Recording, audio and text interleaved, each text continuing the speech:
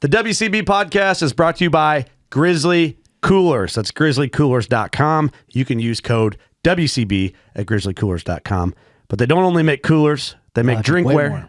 They make hunting blinds. Oof. They make hunting blind accessories. They make it all. They make it all. Their coolers are made in Iowa, and their drinkware is badass. We're talking the double wall pint, Grizzly Grip pint, and the Camp Cup. And my personal favorite. You like the Camp Cup better than the around pint? a campfire. And they're sipping on some soda? Liquids. Pop. You know what else is cool? One of our other favorite partners, Alp, just partnered with Grizzly. So now there's Alp branded Grizzly Best combination products. you get. Yes, but you can also go to workingclassbowhunter.com, get WCB branded Grizzly drinkware, or if you're like, I don't want that, you can go to grizzlycoolers.com, pick out anything from their website, and use code WCB to save yourself some money. Times are tough. We're here for you. Code WCB. The WCB podcast is also brought to you by Alp. Alppouch.com, code WCB. Warning, this product contains nicotine. Nicotine is an addictive chemical. Big news, boys. What's that? Alp just partnered with our title partner, Grizzly. And I'm going to prove to you right now. Hold on. How? Check out this Alp Holy Grizzly shit. cooler. Isn't that sick? That's badass. Get a load of that. That's beautiful. Also, Alp just dropped the Drifter combo packs, available in 6 and 12 milligrams. Let me just list off the varieties for you guys and not try and blow your minds all in one time here, but I think it's gonna. Please Hit us with it. I'm a caffeine user. You guys are nicotine users. They got lemon raspberry, mango freeze, island peach, watermelon kiwi ice, That sounds delicious. blueberry lemonade. Tons of varieties, 6 and 12 milligram. I like it. You can use code WCB at alppouch.com. And you know what they say, Doug? It's just A better time. WCB Pod, episode 779. Is that what I said? Yeah, 779. Look at us. We're here. Hey, guys. Well, Hey, guess what? What? Guess what's not here, but it's coming up? What's that? The WCB shoot. Yeah, it's coming up fast. May 30th, Galesburg Archery Club, Rio, Illinois. We have a Facebook event link on our Facebook page. If you're coming, just go RSVP. Not that it really matters. You can show up either way. But do it. let me give you some rundowns. So Galesburg Archery Club, Rio, Illinois, just north of Galesburg, Illinois. May 30th, 7 a.m. to 2 p.m. So that just means you have to be registered and on the course by 2 p.m. You don't have to be there at 7. You can be there anytime. In between. Yeah. 7 and 2, $20 registration. Registration is going to get you a ticket to enter a ton of giveaways the most. from our partners. We're doing money shoots, 2 different money shoots, it sounds like. We're kind of refining the solo cup shoot down. We're going to make it a little more fast paced, a little more filtered, I guess. Yeah. Lee's brainstorming some ways to do it. But either way, the WCB podcast shoot, May 30th. Next year, plan on going bigger. We hope to see you there. Workingclassbowhunter.com for more info. Also, It's a blast. Kind of a good time. we got a lot of stuff available right now on workingclassbowhunter.com. We have accessories, apparel, cartel calls, dialed archery stuff, new drinkware, headwear, kids stuff. We have a lot bigger selection of kids and women's stuff online right now. That's right. So if So you you're stop yelling. look, yeah, so quit bitching. Go buy shit. I'm sorry. Yeah, you can get on there. There's a bunch of slutty stuff for your girl on there. There's some tasteful stuff on there too, but But we know what you want. we know what you want. We know what she You wants. pervert. Curve. Anyway, yeah, workingclassbowhunter.com. You can find everything you need to know about us, along with all the promo codes. Rat Cub is a partner of the podcast. Yeah. And I like I'm about ready to do an RHE extravaganza in my home. Getting crazy, huh? We got some roe deer skulls coming back. But again, part of me wants to go like old school, classic European plaques. You know what I'm talking about? Yep. But then it's like something Like the traditional. just like classic old. Cause that's what they do there, right? For the roe deer. Yeah, I think it's just like that style. Yeah. But an RHE is pretty tempting to just because you can decorate and tip and turn and flip and do all the things you want. And they look good.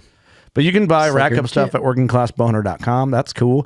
Dialed Archery, the unhinged collab tee with WCB and Dialed is available at our website and their website. Sick. And we have some rack hub and Dialed giveaways going down at the shoot. Latitude Outdoors, code WCB 2026. I need to update the code on the website. There's going to be some Latitude giveaways. We got a podcast this summer with those guys coming up, along with more giveaways on that. Yeah. They got some new products launching this summer. So Latitude Outdoors, code WCB 2026. Big Time title partners, The Shoot. Everything's going to be shoot themed here as we talk about it. Giveaways. Dude, we always give away a shitload of Big Time stuff. A lot. We're going to walk away with some big time stuff. You're gonna. Code WCB at bigtime.com. Huntworth gear, some giveaways there. We're going to be rocking Huntworth here in the next several. Well, turkeys, black bears, Gobble. South Africa. We're taking Huntworth with, and we're bringing our Hoyts with the Huntworth. That's right. Excited. I'm really liking my art. Summer's about to be. I traded, boys. I don't know if I've talked about this. I traded I had a camouflage RX10 at 80 pounds, which was fine. I had the camouflage, I had the Realtree camo bow with lime green string. I liked it. Didn't love the combo that much. Well, I'm on my way to F6 and I roll in. I got my RX10, the camo with the lime green. I look up and I seen a Tombstone RX10. Sexy, ain't it? Just looking at you. And I was like, for some reason, that's speaking to me. Fucker staring right at you. You know, I was like, What was it saying? I walked in and looked behind me. I was like, looking at me. What did it say? Just sweet nothings, Oh. Shoot me. which I'm okay with. Shoot me. You want this? It's like, God, you sound like my girlfriend. I'll me- shoot you. Put me in your put me in your hands. So I said, Jamie, this is speaking to me. What do you say? He's like, all right. That's what we did. It's done. Deal's done. And then it was done. Yeah. And Just like that. All right. I'm really enjoying it Good. Looks good. a lot. Yeah. So, Hoyt, shoot him. The best. And what's cool, what do you think of the new duck camo from Hoyt? I wish we Pull saw it that up. sooner, to be honest. I fucking love it, brother.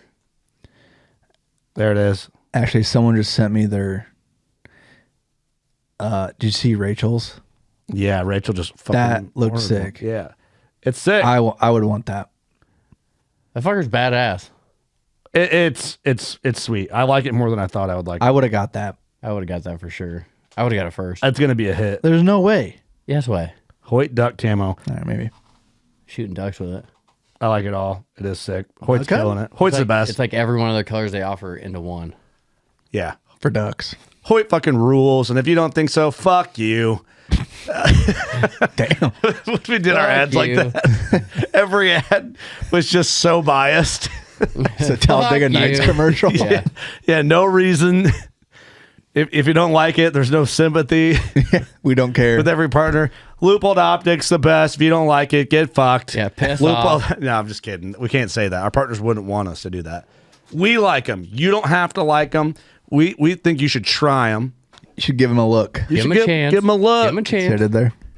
Loophole. Oh, look. I get it. Yeah. I got to vent a little bit before we get to the main show here. Uh-oh. I love my loopholes, everything about them. Everywhere I go in the woods, binos, rangefinder, performance eyewear. I look like a loophole poster boy, and I love that because loopholes Yeah, I'm completely fine. premium. Top notch.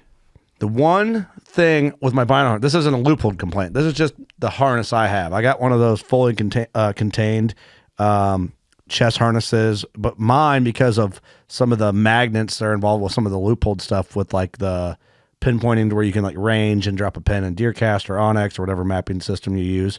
Magnets fuck all that up. I didn't realize this till I went to the loophole shooting thing. Mm-hmm. Like magnets screw compasses up, all that stuff. Oh, yeah. So a lot of these harnesses have magnets in the lids, the flip lids, and then the pouches. Whoa. Well, It's only rare earth magnets, too. yes, that's what I heard. Only rare earth magnets. I don't know if that's probably not true. I'm sure any magnet fucks it up. So, which I like it, but when I'm bow hunting and I'm quick, this has the strings on it, like they're like bungee strings instead of magnets, help keep it open or whatever. Oh. So I like in a hurry to be able to whip one-handed open the harness and do it, and there's no magnets in there. So, but what I'm wanting to do is update my marsupial harness, not a partner. That's just Loophole does their stuff with them. But here's my problem. I really want the marsupial black camo. Mm-hmm. I just think it looks sick, but in the magnets. But my problem is I really like having the loopholed patch on the outside of our harness because it kind of reps the loopholed side for us. Absolutely. Yep. So if I get the black camo vinyl harness, I no longer patch can run on there. So yeah, I might have to get like Velcro and run a patch on the Does outside. Loophole not offer the black ammo one on their website?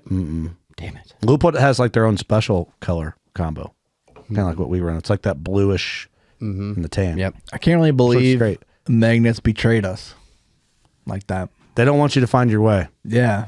It's gonna fuck you all It's the up. only bugaboo about magnets, I guess. So that's my only thing. So I'm gonna get creative.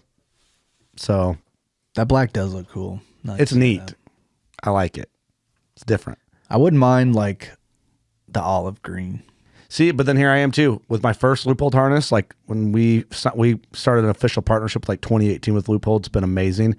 They gave me one of the old school marsupial harnesses, not the nice ones I mean, they're nice, but it's not the fully contained. I want to say contained harness. It's the old school one where like dust can get in the side. It's like It's the same one I'm still rocking. it is. Yeah. Yeah, but you have Gen 2 version. Those are all. I have the Gen 1 version. I have the whatever ones they gave us first. Yeah, those are Gen 2. Oh, okay. I got so mine. When you flip yours open, yours has a Loophole logo on the inside. Mm-hmm. Yeah, mine's just the outside. But mine was so old school. When I went elk hunting in grizzly country, I wanted the webbing on the bottom to put a pistol holder. Oh yeah. Mine didn't have it, so I sent it into marsupial, and they're like, "Oh yeah, we'll set you up." And they like Stitched it on for you. They like, and I had like cut a hole in one of the pockets on accident because I'm an idiot, and they've like fixed everything for me. They were great. Hell yeah.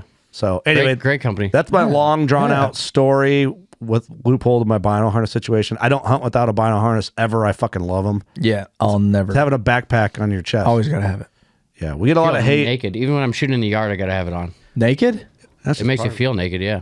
If you're not wearing it. That's we get a lot of hate in the Unhinged series and comments. I laugh when I see whitetail hunters wearing vinyl harnesses. And I'm like, well, fuck you. You've never whitetail You hunted. know? Yeah, you don't like Yeah, it? Fuck you. Fuck that guy. Hey, fuck that guy. What are you hunting, bitch? Yeah, probably nothing. Yeah, you're on You your ain't couch. You ain't seeing nothing because you ain't got no Put the binoculars. potato chips down. You're sad you don't know where your wife is. You can't even hunt her down. Maybe you should hunt your own wife down and find out where she's at. She's at the bar with Ricky. Fucking With the vinyl harness on. Sorry.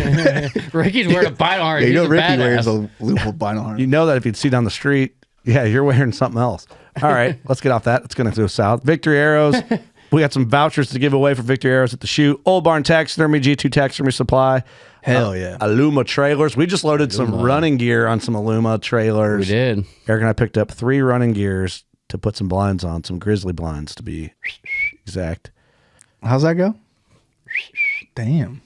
Like that. And then Blackgate Trail Cameras, code WCB10, blackgatehuntingproducts.com. The Whitetail Social, August 15th, will be in Winchester, Ohio. We'll have more info on that.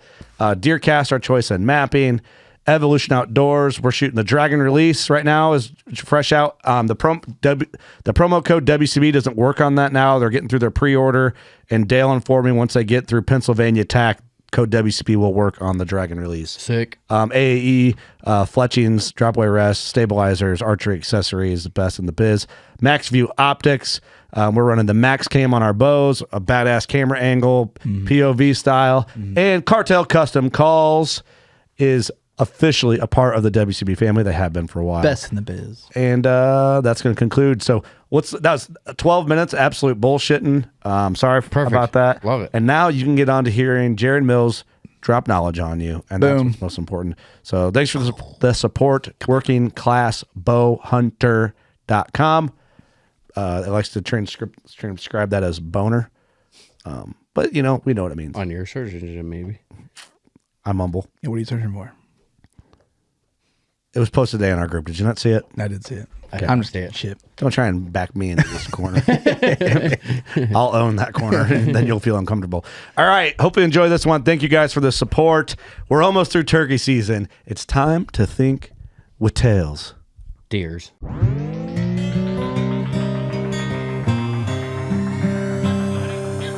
Hey everybody, this is Mark Drury with Drury Outdoors. Hey, all you deer hunters, this is Jimmy John. This is Jared Mills. Hey everybody, this is Caitlin Moss. Hey guys, this is Jared Scheffler from Whitetail Adrenaline. What's up, guys? Josh Sparks from Midwest Whitetail. Hey, this is Nick Munt from Bone Collector. This is Chancey Walters. Working Class Bow Hunter. Working Class Bow Hunter. Working Class Bow Hunter Podcast. Working Class Bow Hunter Podcast. WCB. Working Class Bow Hunter. Working Class Bow Hunter. You're listening to the Working Class Bow Hunter. That's right, this is a podcast for Billy Joe Lunchbucket, the working man, just like me and you. My name's Travis T-Bone Turner from the Bone Collector.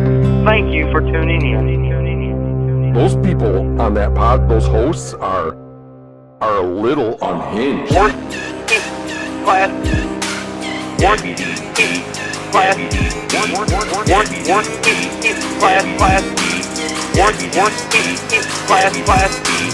Working Class Bow Hunter. You're listening to my buddies on Working Class Bow Hunter. Best motherfucking podcast on the planet. 777, we think, of the WCB podcast. Kurt Geyer speaking currently. Eric Hammond, Doug Schmidt. Lee Herr, Todd Anderson. Returning for confirmed the third time to the WCB studio, Mr. Jared Mills. good to be back. Thanks for being here. Sorry that we tried to do this like months ago, and I was like, nah, man, we'll see you in April. And we're going to talk a lot about deer, I think, naturally during turkey season. But let's be honest. Everybody's really just thinking about deer hunting anyway. It's like kind of a turkey. It's turkey season, kind of like a pastime to get to deer season. Yeah, that was the toughest thing, though. I mean, we do think about deer, but when you text me, you're like, April 22nd. It's like, man, you have to almost refresh your memory to last season to get back into it. Couple bad turkey hunts. You think about deer real quick. And we were just like... That's why I don't do it. Jared walked in. So right now, the time of recording, we have our middle of the map spring turkey camp. So Devin's in from Utah, the Busheks are in from PA, and then all of us morons in between. And this morning was just the absolute shit show for everybody for turkey hunting. And Jared just walks into all of us just like shit talking to each other about how bad we are at turkey hunting. I told Jared everyone's here just to see him. Yeah, so we threw a party for you. Yeah, no, sounds better than just a bunch of turkeys. Right? Yes, right. But it's a good time, right? We killed some birds. But no, dude, thanks for coming back. And we didn't scare you away the first two times, so maybe we'll get you on this one. But this is a good number, 777 of the WCB podcast. That's positive things ahead of us here for this recording. But dude, yeah, I want to catch up with you. We reached out to Instagram for a Q&A. I didn't even ask you about doing that first. I just thought we'd do it and throw them to the wolves. Yeah, I don't want to do that on every episode, but sometimes it's super fun. It's just interactive, right? And it gets the listeners involved, and we'll do that. And then from there, we encourage you, if you listen or you submit a question, interact with us in the Spotify comments. That seems to be the biggest hit lately. So appreciate everybody who supports us there. Dude, what's up? What's been new since the last time? Busy, man. But it's kind of the same thing. I feel like I probably say this a lot, but just enjoying it. Like, it's a year-round process, as we've already talked about. We're always thinking about deer, but I think I'm very grateful. But it seems like every year becomes more and more fun. And that's a perfect scenario for me. There's no burnout. There's no complacency. Every year I almost look forward to the off-season work, the process, the gaming up for the next fall more than anything anymore. And so being in this April time frame, we're just past shed season now and rolling into where we're really going to start to think about this upcoming fall. So I mean, enjoying it. Last year was a dream season for me, just from an enjoyability standpoint, just like a lot of fun hunts, fun encounters. I mean, I couldn't have asked for it to go any better. What do you think? Like, do you have to consciously think about not being burnt out, or do you just live in it and you don't get burnt out? I don't get burnt out, but it's because of just, I think, being intentional about how I approach it. Because there was a time years ago where I did approach the burnout side of it, and I think it's easy to fall into that. But it's a mindset shift, in my opinion. Just the way you think about things, not putting too much pressure on yourself to get a kill, I think is the biggest thing. And again, I probably say this way too much, and people are probably tired of hearing it, but I wish everybody could get to that point, that you're not so worried about making little mistakes and just if you go a season without killing, you think it's the end of the world. But if you can get past that to where every single sit is enjoyment, no matter even if it's quote unquote a failure from the standpoint of not seeing your target buck or whatever. If you can get to that point, and I feel like I'm there, but that experience is second to none. Just every single sit's enjoyable, and there is no burnout anymore. So that's a really good spot to be in, and just you're like in the pocket. Yeah, yeah. And I don't know how long it'll last. Hopefully forever, but I don't worry about not getting the job done. Like you don't think like it, like you're not overly concerned. Doesn't seem like, well, I gotta kill because that gets the views and that keeps sponsors happy and I can get these numbers and like that's not there. No, not one bit. And I see that. I think it's a common perception from the outside. Like, surely you have to feel the pressure. No, I don't. I mean, it's like the more you appreciate the experience, the less you worry about that stuff. Do you think it even matters really anymore? Like you can put out. I mean, you're obviously proven that you're methodical. You know how to get in. You know how to kill deer. I mean, you have that following. You're known for that. People respect you for that. Do you feel like that has got you to the point where you don't have to kill to keep like view retention and stuff, or like what? Does that make sense? I guess it's a good question, and I don't know. Like I'm very appreciative of the viewers that are hardcore no matter what. Like they'll watch an entire season of just the storytelling, the encounters. Yeah. And of course the kills get more attention, more views naturally. There's a lot of people just tune in for that. But I just try to replicate the experience. I mean, I like when people reach out saying they learn from it and just being authentic, showing what it is. Yeah. But my mindset, I just feel like maybe it shines through and the viewers get to that point where they also appreciate just the hunts themselves. Well, and there's something to absorb from watching you not be pressured to perform probably as well. Yeah. Like I know like a lot of people, once they find who they like, it kind of becomes a comfort thing and playing YouTube. You know what I'm saying with that? It's like they might they're so into what you're doing. It's a comfort thing to just play your channel as their favorite show. Yeah. Like we talked about the old, like the Jim Shockey. This segment's brought to you by Nosler. Like that does some like comfort thing for me from my childhood.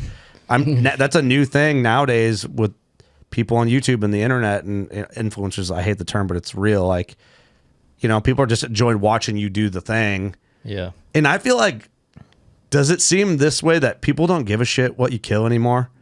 Does that make? Do you know what I'm saying? Yeah. I think there's an aspect to it. I wish there was more of that. I wish people more appreciated the stories and how you get it done, more than the fact that more than if you get it done or what you get it done on. From a quality deer standpoint. To me, the stories are the one thing that will never get old. But we're talking from like a platform and an audience standpoint. I think even that mentality from your average hunter standpoint leads to more success if you don't put that pressure on yourself. Like you think about the times where, I mean, I'm sure we've all, and you guys would agree that there's times where you like just don't go in the woods because you need a break. You need, but I if you look at it different, you enjoy you don't get to that point, and so like you miss less time in the woods. You potentially make less mistakes. You're just staying more level-headed in the pocket than sitting there being like, I haven't seen the fucking target buck and I'm getting frustrated. Getting all pissed it's like off, mental pressure more than it is anything else. And then you just end up making shitty decisions. And even at a more micro level, like the moment of truth encounter time, right? If you're not so worried that this is the only chance you're ever going to get on this deer, like that's a lot of pressure you're putting on yourself. Right. And a lot of people, that's when they mess up is that moment of truth. But if you, again, it's like this big picture mentality shift that I think could make a big difference for people if they can get there. And again, it's way easier said than done. I understand that. And potentially there's a level of experience or success that you maybe have to get to have that perspective. I don't know. Maybe not. But probably experience just doing it. Do you think you'd feel more pressure if you made a bet every year. Yes. It's just we're talking about the most chill dude in the pocket, and then it pans over to Doug, and he's just like already sweating about the body mutilation he's gonna have to do when he loses his I back. was just asking. just wondering. No big deal. How do you stay so relaxed? Teach me. Yeah, so that would be step one. Don't make bets. Yeah. Don't put your body on the line for bets. Well, I mean, we were watching the video and you kill that like 190 and he's underneath you, and we're like watching you not take shots you could have probably shot because you're running the camera and the camera's pointing straight, and Rachel's like, I'm stressed out. Yeah. And it's like we're stressed out watching that go down, and you, like, we talked this on I think the last episode, you look like you're just like running the camera. Chill. Which I'd be like, fuck that thing, you know? Like, I would have never even got it on film. But yeah. I get it. Do you take beta blockers or something? Is that what this is? I actually am on one now. Are you actually? I wasn't this past fall. Yeah, I've had a lot of heart issues over my life. So oh really? I'm on one. It's just a post surgery type of thing. But yeah, I didn't mean to expose your PEDs, but no, it's just funny you said that. I mean, what would it do for you in a hunting situation? Would you feel? I mean, Make you even more calm. You want to feel the moment. Like, is that even possible? Motherfuckers have to check his heartbeat. Yeah. So that's what they popped that one guy we always joke around about years ago at the Vegas shoot. He's like, it was hilarious. Yeah. The guy showed up in an Under Armour polo and he's drinking Mountain Dew on the line, and he just like it was like a Martin shirt that he had on that looked like he got made at Mama Bahamas. You know, just like he made it in his garage. He's just killing everyone. Yeah, and he got popped for like beta blockers. Yeah. He just didn't get nervous. He's up there slugging full-leaded Mountain Dews and just outshot everybody. Full-leaded Mountain Dew. He was, dude. He had a bottle of Mountain Dew on the line. He's like, put The it whole down. time. Just like he's from just whatever town he'd be from, New Windsor, you know. Sorry, New Windsor, but you know what that means. But okay. Jared Mills on beta blockers. You heard it here first. That's how he does it. He's like, fuck. For a few months, yeah. Cut that clip. Where do you get those at? Give me some. I mean, that would do it. That explains why you're in the pocket. But no, I think that's a cool thing. I'm glad like we just started diving off right into that, because that probably would be the most enjoyable. And the more chill you are and the more you're just like in the moment, the more things probably just like fall together too. They are. You know? Yeah.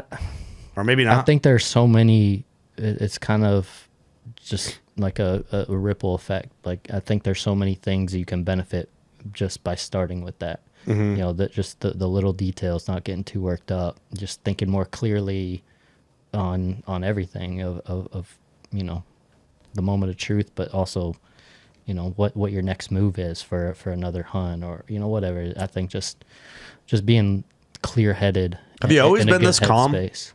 with hunting? Probably, probably not to this point, but I think for the most part, yeah. I mean, I think it's more or less my personality that's just carried over to the woods, right? More than anything. How long? Like, how many years? And by asking this, I'm keeping in mind the younger or newer bow hunter that's like, you know, wants to hit those milestones. First buck with a bow, first Pope and Young quality buck with a bow, first mature, whatever it is, you know, like. There's kind of like these goal-setting things that drive people to be motivated, which will probably cause stress on them. But like, how many years did you bow hunt before you started to feel, I mean, or have you just never, ever felt those like X factors of stress? But like, I think having goals is different than stressing out about it. Right. That's in my perspective. I think it's good to try to check those things off. But I wish there was a good way to communicate to those young hunters that that's not everything. Like, the experience is, I wish I could tell my younger self right from the beginning to enjoy every second in the woods. I was listening to one of your guys' recent podcasts. I can't remember which one, but Kurt, you said something about, I think you guys were talking about crossbows. Shocking. yeah, we got to back off. Every episode. Every episode. A lot. It's been on top of mine lately. Yeah. But you said something about it just robs you of that experience. But that, to me, is spot on, but it also can be applied to every other aspect of hunting too. If you put too much pressure on yourself, if you know, I hear so many times where guys are like, you know, I would love to kill him with my bow, but I'm just not going to let him go. I'm going to grab the gun. Well, that's robbing yourself of an experience. Mm-hmm. You know, all these little things. I think the experience is everything, and that's what I wish I could teach the younger bow hunters. It's just such a hard thing to communicate, and I think a lot of it's driven by us in the media and the social media world. People think they have to keep up, and that's a huge mistake. But it's hard to get them to do different. Right. Mm-hmm. It's such a weird thing too, like keeping up with hunting. That's like, it's just your success is based on a lot of just chance. Oh yeah. You know, and I think that's where a lot of people, I think it's probably where it stems of people like kind of the jealousy thing. It's like, well, if I had private land and this, and then that's, I think hunting's hard. Yeah. You know, it's supposed to be hard. Yeah. And I think what happens is people struggle in one area, but then see other people on the surface. It seems like it happens so easy. Mm-hmm. And I think that starts to create like this internal, like animosity, like subconscious animosity, people who can do it. And then it's just weird. It's just weird. Yeah. But it's hard. And it takes the learning curve for bow hunting is steep. It was steep. Especially like consistently on mature animals or whatever, you know, it's just, I mean, I get why people get stressed out. I remember like in my early 20s being like, I just want to figure it out. Yep. But also I think that was good a little bit. Like, did it cause me to screw up? For sure. But that's a good thing. That's a great. But it also motivated me to like goal setting. Yeah. You know, which is good. But yeah. And that comes with an age thing, I think, too. Like the longer you bow hunt and everything else, like your experience and stuff too, you kind of start not giving a shit less about hunting, but keeping up with the Joneses per se. Mm-hmm. You know, you're just kind of out there doing your own thing. You're not trying to kill a big buck every year like they are on YouTube or on the TV. You know. Yeah, there's like no one to compete with. Right. You're just out there doing your thing. Except for you guys. Except for me and Doug, but that's about it. That's like the top tier you could do, probably. You know, you guys are really painting bow hunting in a bad light. Why? You know, the bets, the pressure, you know. Just friendly competition. It's really not good for all the developing young brains that listen to this show, you know. Well, they should do better. Doug's got nothing positive to say. I'm down the depths too, you know. I'm having fun. You're having a good time? It's fun for me. It's great. You're having a terrible time over there. Terrible I'm having a great time. I love watching it. I think it's great. I think it's interactive. It's just fun. It's just. And his hair grew back, Jared. It looks good, I think. Thank you. I was actually very scared that it wasn't going to grow back, and I felt really bad. You were scared. Yeah. My hair. Look like Dr. Phil for the rest of your life. I'm more 34. interested I'm in getting what up he's going there. to look like in 5 months. Yeah, Doug can't cut his hair until Hopefully he kills a deer. it's just a sick mullet. It won't be. It'll only be this much shorter on top. It's going to be tough. Dude, how'd your season go? It was awesome, man. Like that transition? Hard. Yeah. That was nice. Yeah. Killed, I mean, score-wise, my best deer ever in October. And just a super special hunt. For me, loved how it came together. Super lucky. You know, we talk about all the prep work, the scouting, the planning, targeting deer.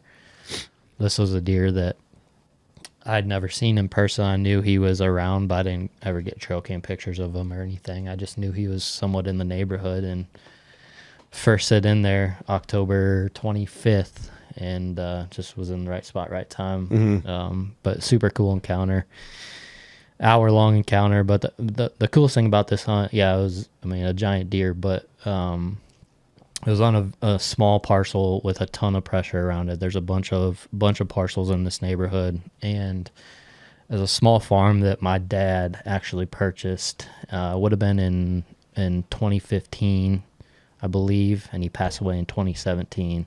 It was always his dream to own land, like all of us. Mm-hmm.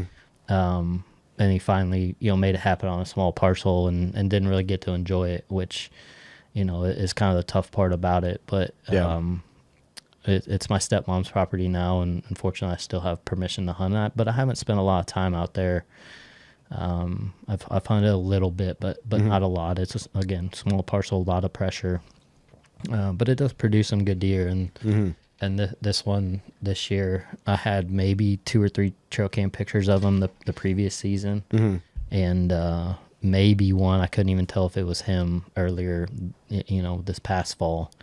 And I just went in there on good conditions, knowing that, the biggest deer in the neighborhood is going to be looking for that first hot doe on, in that time frame. And it was a morning hunt, cold, middle of the timber, which was a cool aspect of that hunt. Which one is it? I'll Right there. This one here? Bottom left. Down. Oh, right here. Yep. We were working on it.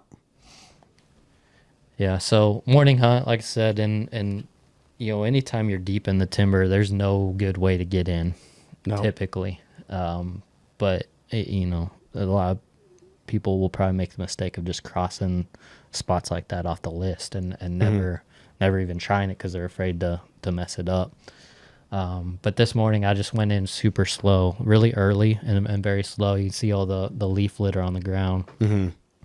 It was going in and not trying to sound like a human, more sound like a squirrel or raccoon or something like that. Yeah. Just get out of that cadence, pretty much. Pause for 15 seconds, get in. And I had a buck walk by while I was, basically still going up. Are you using a light when you go in that early? What's your entry process? I will sometimes use a green light and just point it straight at the ground just to not step on sticks. I don't ever point it out. Gotcha. And I don't think it probably bothers deer, but I know no light doesn't bother deer. That's true. I just shine on the ground. And if you've ever been with someone that's using a light, if they're not you can't see it. Right. Yeah. Right. So I just basically make sure I'm not snapping branches and stuff more than anything. That's the way I always kind of took it. Like those deep timber spots was like, you're probably going to spook deer. But that's some of the best sits I've had is in the timber. And you spook deer. You can hear them running. Like, they probably encounter that shit all the time. Shit moving around in the dark. I love it. And they're a lot more forgiving, before light and after dark in the evenings. It's crazy how much different they act. But that was the biggest thing. I think I had probably a 200 to 250 yard walk into this spot. So, Jared, going in that deep, will you sit there all day, or will you get out? I wasn't daylight? planning on it. Yeah. I thought I was maybe going to have an impromptu all-day sit Yeah. Based on this encounter, but I wasn't planning on it, no. I'm kind of on a ridge top. I don't know if you can appreciate how, but it's a huge drop-off back behind this hickory tree that I'm in. By the way, we're watching 195-inch giant with a drop tine at 11 yards, Dad's old stand on YouTube. So, we're at about 740 mark if you want to watch along with us talking about it. Yep. So going in early, being quiet, not sound like, that human cadence. And I didn't hear any deer run off. And like I said, there's a buck walking underneath me. I could kind of just see it in the gray light as I was getting set up in the tree. So I knew that was a good sign. The other thing too, when you are deep in the timber, you're naturally going to be giving something up. Deer can kind of come from wherever. Yeah. Mm-hmm. I was mostly trying to blow my wind off. There's a big, ditch behind me. It's not blocking the deer travel by any means, but kind of trying to blow my scent over the top of them. By the way, I appreciate you saying that because I feel like a lot of the, and I'm not painting you in this light, I'm complimenting you that when I say this, I hope it sounds that way. There's a lot of guys that are in the big buck influencer realm that will kind of act like, oh, I'm doing this because I knew my win was that way and nothing was going to get it. Like they speak in absolutes. Yeah. And I always feel like you got to be careful when someone speaks in absolutes when it comes to deer hunting or any type of hunting because you just know what it is. If you've actually done it, you go in there and you're like, fuck, that thing's downwind. Yeah. Yep. And I just feel like you don't. I mean, maybe they do talk about it. Maybe I don't pay close enough attention.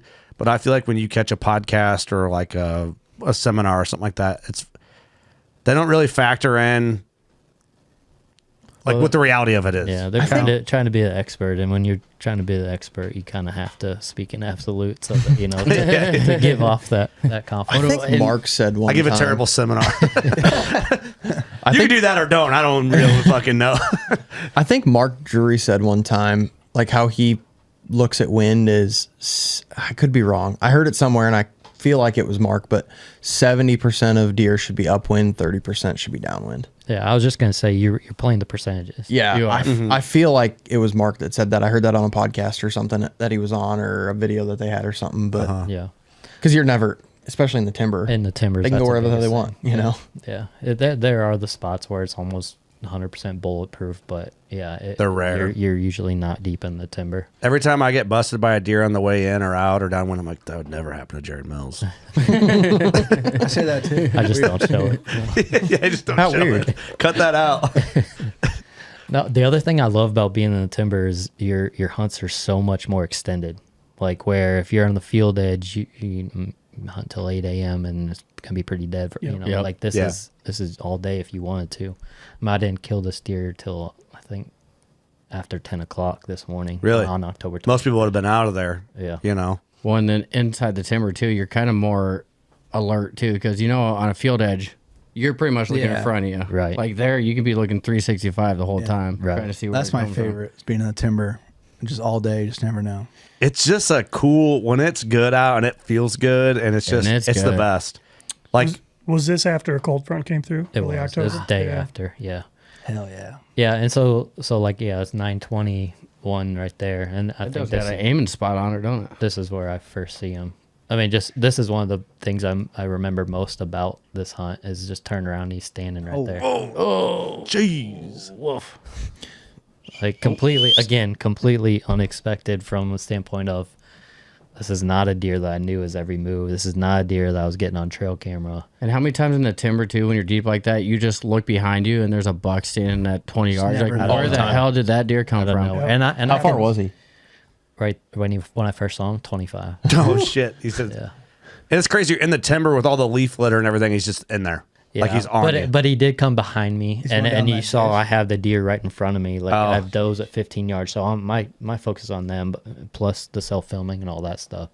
So it's probably easier for a deer to sneak up on me in that situation than if I was actually looking around. Yeah, I'd be shit my drawers right now.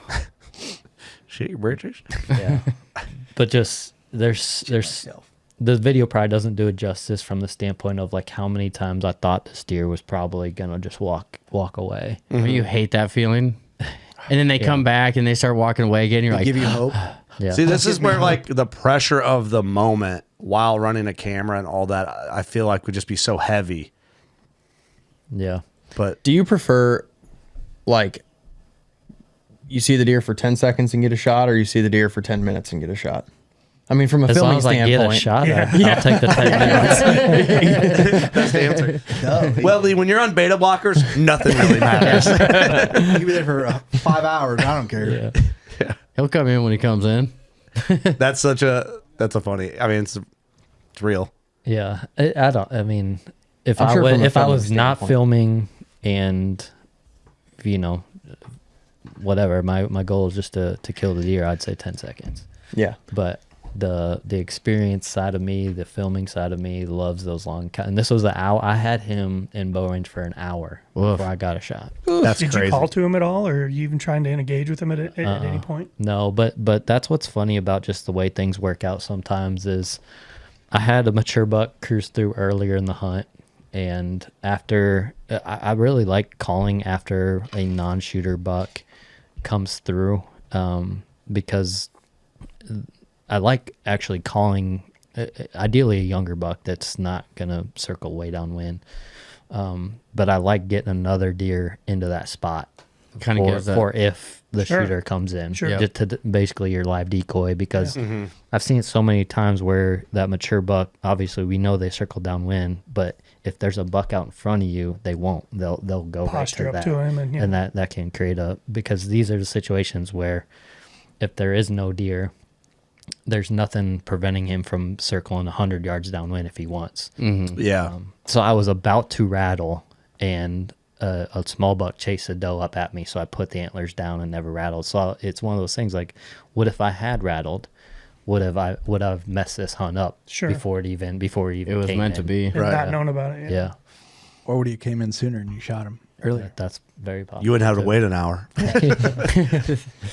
You know what? Doesn't matter. That's a good tip, man. That's a really good thought out tip on calling. Yeah. Like use a live deer to I don't think I've ever convince. heard that before. Ideally, a 1.5 or 2.5 year old that's just too dumb, they're gonna come right to the tree, and then you have your live decoy. Yeah.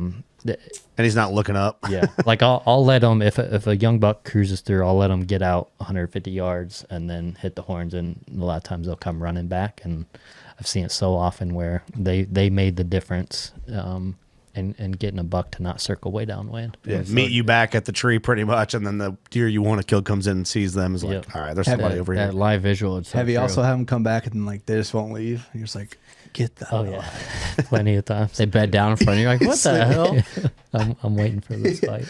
Stop it. Yeah, but, he was down below me the whole time in what was the downwind direction, and so I thought either he's just gonna walk off, finally move off, or in an hour time frame, you get bigger gusts of wind, then it settles down, bigger gusts of wind, it settles down. I was just thinking at some point some of my scent molecules are gonna fall straight down instead of going over the top of his head. And there is one point where he may have got a little bit. He throws his nose up, and he looks like the stereotypical mature buck. Yeah, trying to figure it out, just for a few seconds, and then he lets off. I don't know if we've already. This is passed stressing. Just watching you grab your bow. I think you picked it up twice already. Yeah. I wonder what that's like. The deer's just doing deer things in the timber, and like when he gets a little flavor of you, like. I just want to know what having that sense is like. Like how much of it would he need to be like, I'm out of here? Yeah. Or like, what did he, you know what I'm saying? Like, how does it, on a scale of 1 to 100, where's the threshold? 5 or 30, right? Right. Yeah. Where's the threshold where, I guess it probably just depends on where you're at, how relaxed he is. And yeah. So that brings, that kind of leads into my, like, I'll give you my take on scent control based on that. And I have no scientific data to back this up, but just based on my experience. Bro science? Yeah. I think I go through all the routine. A lot of people just say you can't beat them. What's the point of even trying? Mm-hmm. To me, if you can minimize the concentration of your scent, fool them into thinking you were there 4 hours ago instead of right now, or you're further away than you actually are. I think that's huge. I think when it comes to showering your clothes, spraying down, everything like that, I go through the motions because I've seen in my own hunts the days that I don't, a deer will hit it like a brick wall. And days that I'm really, really anal about all that type of stuff, like it just seems makes that big of a difference. Again, in my experience, it just they're more forgiving because it seems like it's potentially a lesser concentration of scent. And again, I have no research other than my own hunts to back that up, but it makes sense. But because of that, I do go through the whole scent control routine and try not to get lazy with that. I don't know if anyone's ever broke it down like that either. Make it seem like you're in there 4 days ago, because you're not going to get rid of it completely. Or further away. I do. I think right here might be where he throws his head up, but it's just crazy. He's 25 yards below me, but we're at 18 minutes on this video. You can see for the last minute, his nose has just been bumping and bumping and bumping, and there was one point he was licking his nose, trying to wet his nose down. Maybe we passed it, but at one time he goes like this, and I was like, oh boy. Like, oh boy. Okay. I'm done. I'm cooked. I think it depends on your property too. Like cooked this chat. one where he's got right a here, crazy amount of, Are we cooked yet? where he's got a crazy amount of pressure, like from the neighbors. Right there. Yeah, like he's looking for something. Yeah. Well, he's definitely sniffing. It's like, what the hell was So that? a property like this that has a bunch of pressure, I would figure they'd be like, if he even remotely thought he smelled something, he'd be out of there. Yeah. You know? Yeah. But maybe on the opposite end of that token, there's so much pressure that he's used to it. He gets a little used to it, Yeah. and if he feels maybe he feels it's more dangerous to move, and you know. Yeah, I've got a property that has a lot of non-hunting pressure on and around it. Yeah, and those deer do not care. Really, they'll stand down. I mean, a mature buck won't. Foreign to them. Yeah, I mean, they smell humans so often. Yeah, that it's just a mature buck won't, but does. See, what I like about what we're doing right young now bucks. is what we've talked about recently is like we add the big buck aura. Yeah. But this is like the real stuff that deer do and what tips them off or not or whatever. That generates big buck aura because this is real. What we're talking about is fair and real. We're not making up hypotheticals because he's a big buck and he's smarter. We're just talking like basic survival. Yeah. what decisions do they make to just stay alive? And then from that, how does it impact the Brother, moves we I don't make? know for how you deer did hunting? this. He just keeps going back and forth for an hour. He'd go out to like 50 or 60 and back to 25 and out to 50, 60. And what I didn't realize is he had a doe the whole time, but she was kind of hidden in that bush honeysuckle, which is just great. I mean, 195-inch deer just eating bush honeysuckle leaves. What a lunatic. Yeah, we're at the 20-minute mark on this video. Who does brother. that? Damn. Take a break. Got But- low in taste. You know, there's so many times where I was like, I'd try to get the camera on one side of the tree so I could shoot on the other, and then he'd move, and then I'd switch the camera on. I was doing absolute Doing jumping circles jacks up there. in Sounds that like a tree. nightmare. Good thing you don't get burnt out, because that'd be enough for me to be like, fuck this. Yeah. You know, just, I can't do it. I tried to squeeze, like that's one example. I had the camera, you can see the camera's on the left side of the tree. I'm trying to You're trying to find a hole there. squeeze on the right side. Yeah. I mean, it was nonstop back and forth, back and forth. You're at 20 minutes, 43 seconds and counting on this video. So I imagine you expected all the deer to come down that path right there in front. Like, Yeah, it's and behind you now. But Yep, and there are deer right now on there, and that's why I was also worried about getting busted, because I'm doing circles for this buck below me, and there's deer right on the ridge top, like closer to eye level with me. Did you have anybody pick you off or alert at all? No. I've had a lot of hunts ruined that way. Yeah, for sure. Start focusing on the buck, and then all of a sudden you forget about the spike or the doe that's 20 yards the other way. Yeah. You just look down there staring at you. You're just like, But then this doe was coming up to the top of the ridge, his doe, and so I knew it was just a matter of time. this is the old lady, huh? That's the old her. ball and chain. But him I killed. mean, again, October 25th, and he's in a bedding area and not leaving her side for an hour. Right. So that's what. Oh, brother. It's always the biggest mature deer that get those first ones. You never had a picture or anything of this one. I had one potential picture early in October. It was way in the background. I couldn't really tell. And then I had 2 or 3 the previous year. Oh, okay. He had the big drop time that previous year. He's right there, ain't he? To your point about not getting picked off, have you ever noticed deer like pay more attention to a mature buck when he's in their area? Yeah, for sure. Yeah. Yep. We're watching the shot. Yep. He hated that. This is wild right here. Just goes back to lick the arrow and falls over. What the hell? Damn, dude. That's wild. That's the dream right there. Yeah. And this this part I eventually talk about on the interviews, but I always wondered if I did end up killing a good deer on this property, like how it would hit me, because this is a tree stand that my dad actually hung. And my dad wasn't a big hunter, but he was loving the I got to be there when he killed his first bow deer, a number of years after I started bow hunting, and so it obviously hit me like a ton of bricks right here.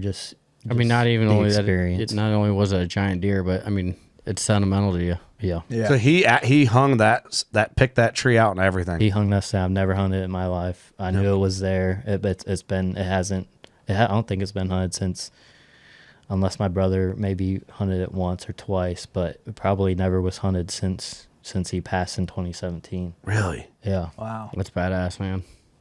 Yeah, that's special. Yeah, for especially sure. on a mega, Right. Oh, man. I mean, special either way, but then you lay down such good footage of it to like make a story out of it. Yeah, it was pretty special for a lot of reasons, obviously. I mean, you got some velvet hanging too, don't you? Yeah. Man, congrats. That's an absolute That's hammer. awesome. Yeah, thank you. It was, you definitely felt like just the way it worked out. You had some help for sure. Had a hand in it for sure. He's looking over you for sure. Yeah, that's cool. And the only thing better would be if he could have been the one to pull the trigger, but it was pretty awesome. That is cool, man. Beautiful spot too. That is a beautiful spot. Yeah, that's epic. I love when the trees are like, the leaves are yellow. And they're so like cool. hanging over you a little bit. Late October. Do you have this buck back from the taxidermist yet?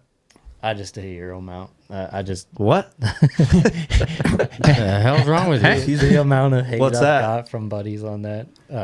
I've kind of moved to just the Euro mounts. I can do them the next day on my own and Play with them and stuff. And yeah, I think they look awesome. I love especially the ones that are really heavy like this. It's cool to be able to hold them, and Yep. I like shoulder mounts too. But the Euro mounts are pretty sweet, and they're done right away. So I feel like the more deer you kill and the more experience guys have, they tend to lean that way. yeah, I don't know. I mean, it is fun, like especially if your deer skull capped. It's fun to play with them, and it's like kind of neat to handle them. And then once they're shoulder mounted, it kind of you don't get that experience Sits on the anymore. wall, yeah. Can't forget about it. Like you almost don't even want to touch them when they're. Yeah, you don't really, And Yeah, because no one wants to I guess I like, could see hey, it. check out my deer, and then you're sitting there Hold, let me get the ladder. twisting around the shoulder mount. Yeah, Hold on 1 second. yeah, I don't know. I mean, I get it. yeah. And I also get why people hate on that that I just Euroed the biggest deer I've ever killed, but I think Euro mounts look awesome, on the wall, but being able to hold them is pretty cool. You get a much more appreciation of how big they are when we can handle them. Handle them and all that. Yeah. Sounds silly, but they look bigger too. Yeah. I agree. Most of them, some look bigger to me on a shoulder. It almost depends on the rack itself. Yeah. Man, what a wicked deer. That thing is amazing. Yeah, if you have a wide tip to tip spread, they look good anywhere. I think the heavier they are, the better they look on a skull mount. Yeah, Drop for sure. time's just a perfect handle, ain't it? Worked out good. Especially when you're by yourself in the woods and you have to go back from the camera to the deer to the camera. It's like on a Euro on a deer heavy like that, you see the whole burr and the character and how it wraps onto the skull. That does make a big difference. But like I say, that Hoyt's looking mighty nice as well. That's right. I went camo on the RX-10 this year. I haven't shot a camo bow in a while. Yeah, it just been seemed a while right. for me too. I love the solids. Like I did, my RX-9 was all blacked out, and I love it. And I love the camo, but I'm already like, I want all black again. Yeah. But it is funny. Like over the years of obviously I've shot Hoyt forever, but like initially I was blackout and then camo and then the earth tone colors. Yeah.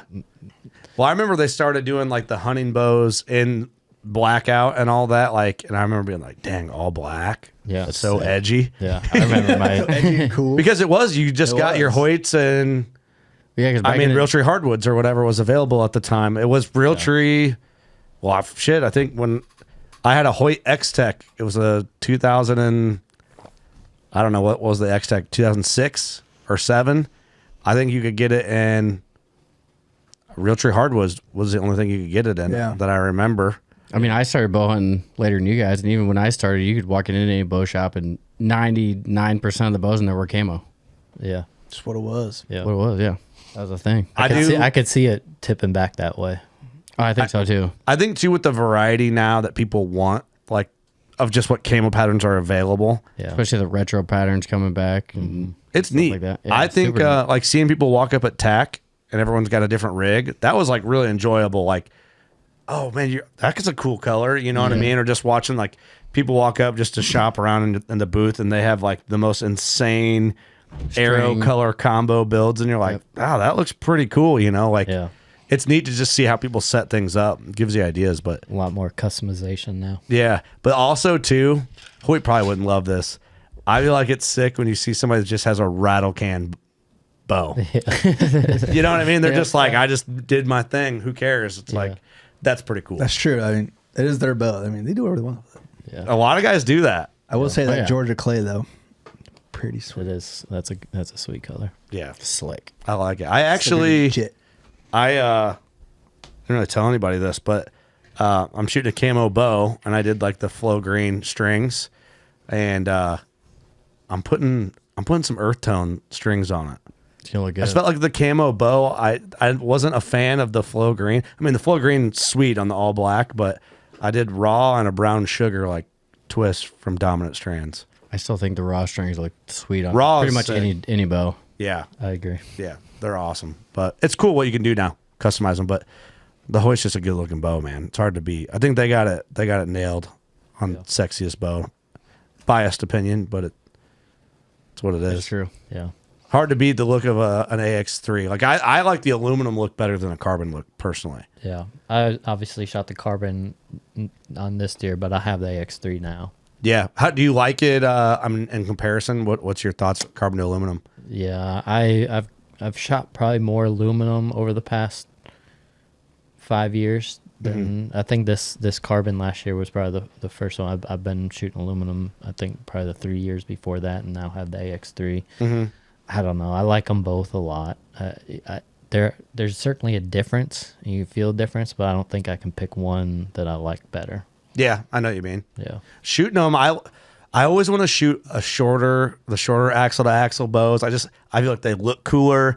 Handling them feels cooler. I can't get away from that like 33, like the Ultra. I just like it. I'm so used to it that I just find myself when I shoot them all, like we'll go to F6 and just shoot all the Hoyts. And I'm like, this feels the best to me. I always end up in that pocket. Yep. I've moved that way. It's funny because I used to be the shortest. Go shortest because I would, well, film it's probably easier to maneuver. Yeah. Give me more room and cedar trees and all, whatever. But on the flip side of that, you get a little bit less forgiveness on those shorter ones. So I end up anyways in a lot of awkward positions, on the ground or in brush piles or small trees or whatever it is.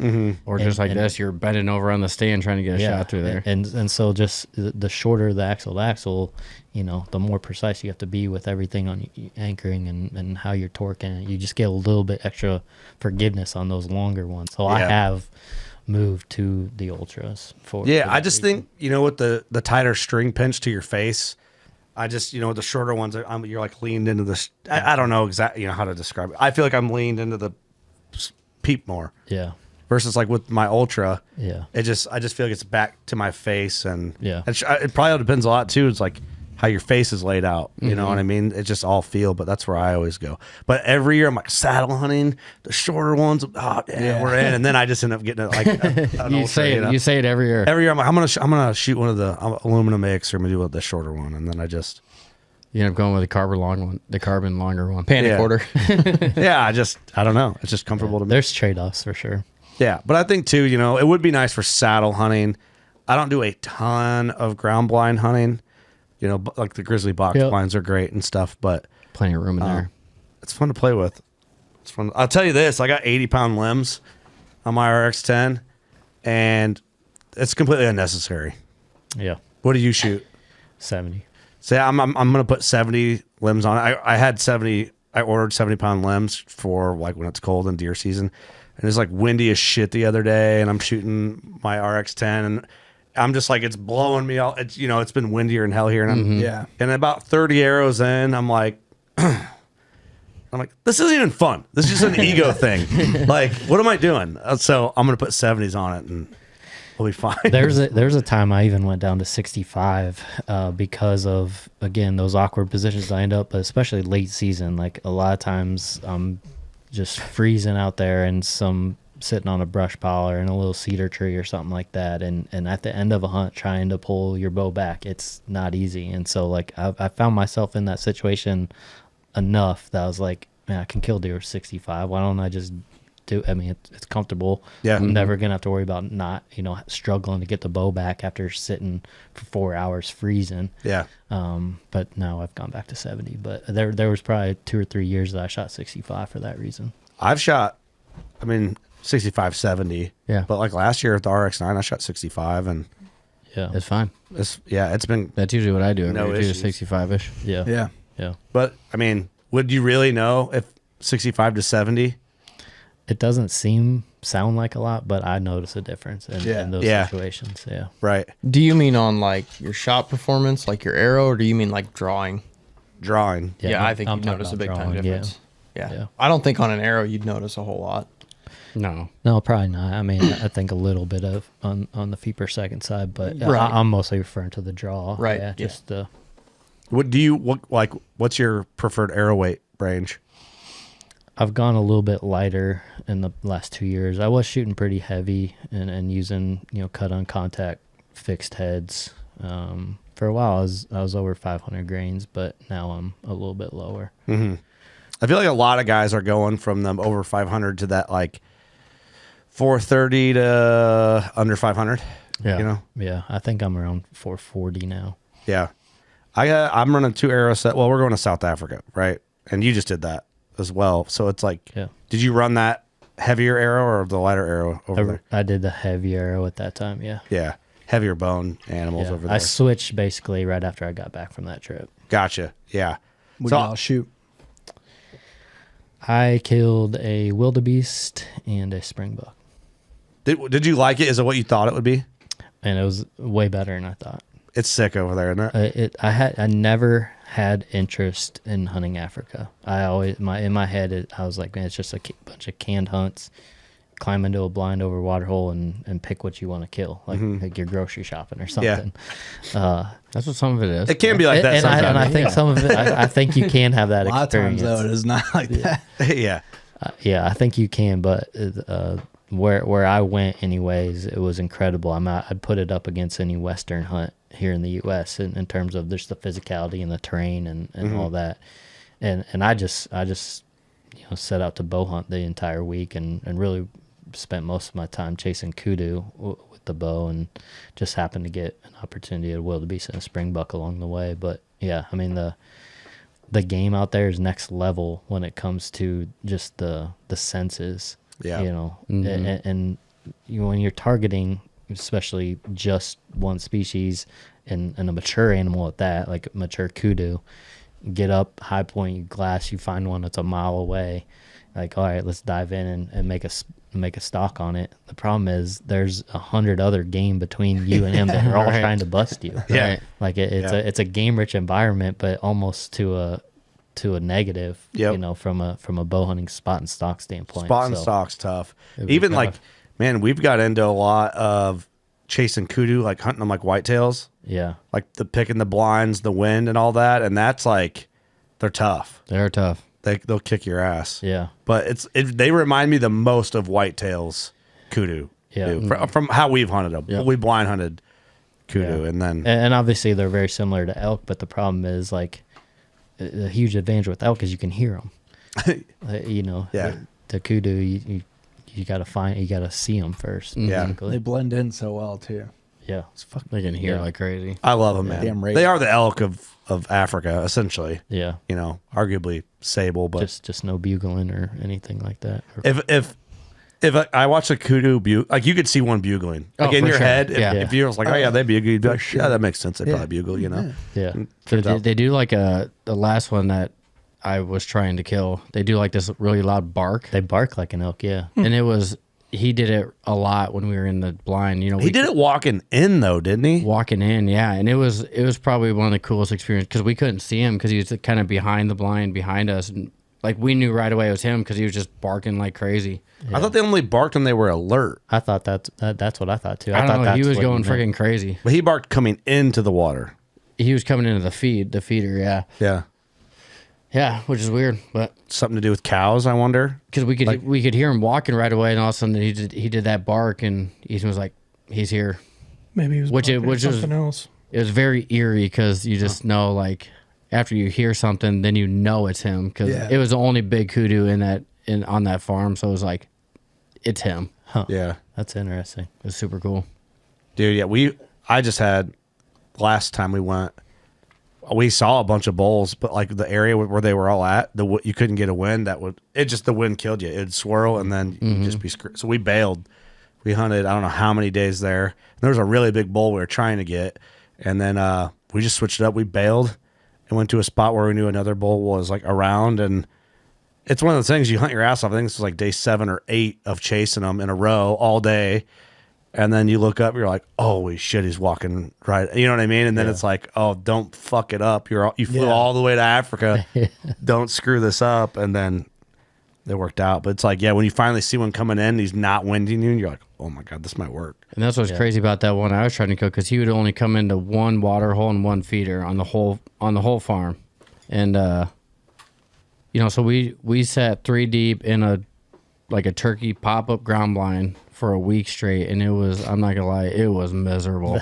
So it's not all like, yeah, you can sit over water and a feeder, but yeah, that animal still has to come in. It's not a guarantee. It's not a guarantee, and he came in and he messed up the hunt for us. I mean, it was a done deal, and he just he got his horn wrapped up in the feeder and threw it about 20 feet. Out. We couldn't even pick the thing up after he left, but after he did that, he was gone like a fart in the wind. And we're just like, okay, I'm done hunting this thing. We need to go after different animals. Yeah, they're smart. But yeah, Africa was, I mean, nothing like I expected. It was all our hunts were all spot and stock pretty much, but just an incredible experience. I went with Mountain Ops, and I want to find a way to get back. Like it was that cool. I got an opening in August, bro. Let's go.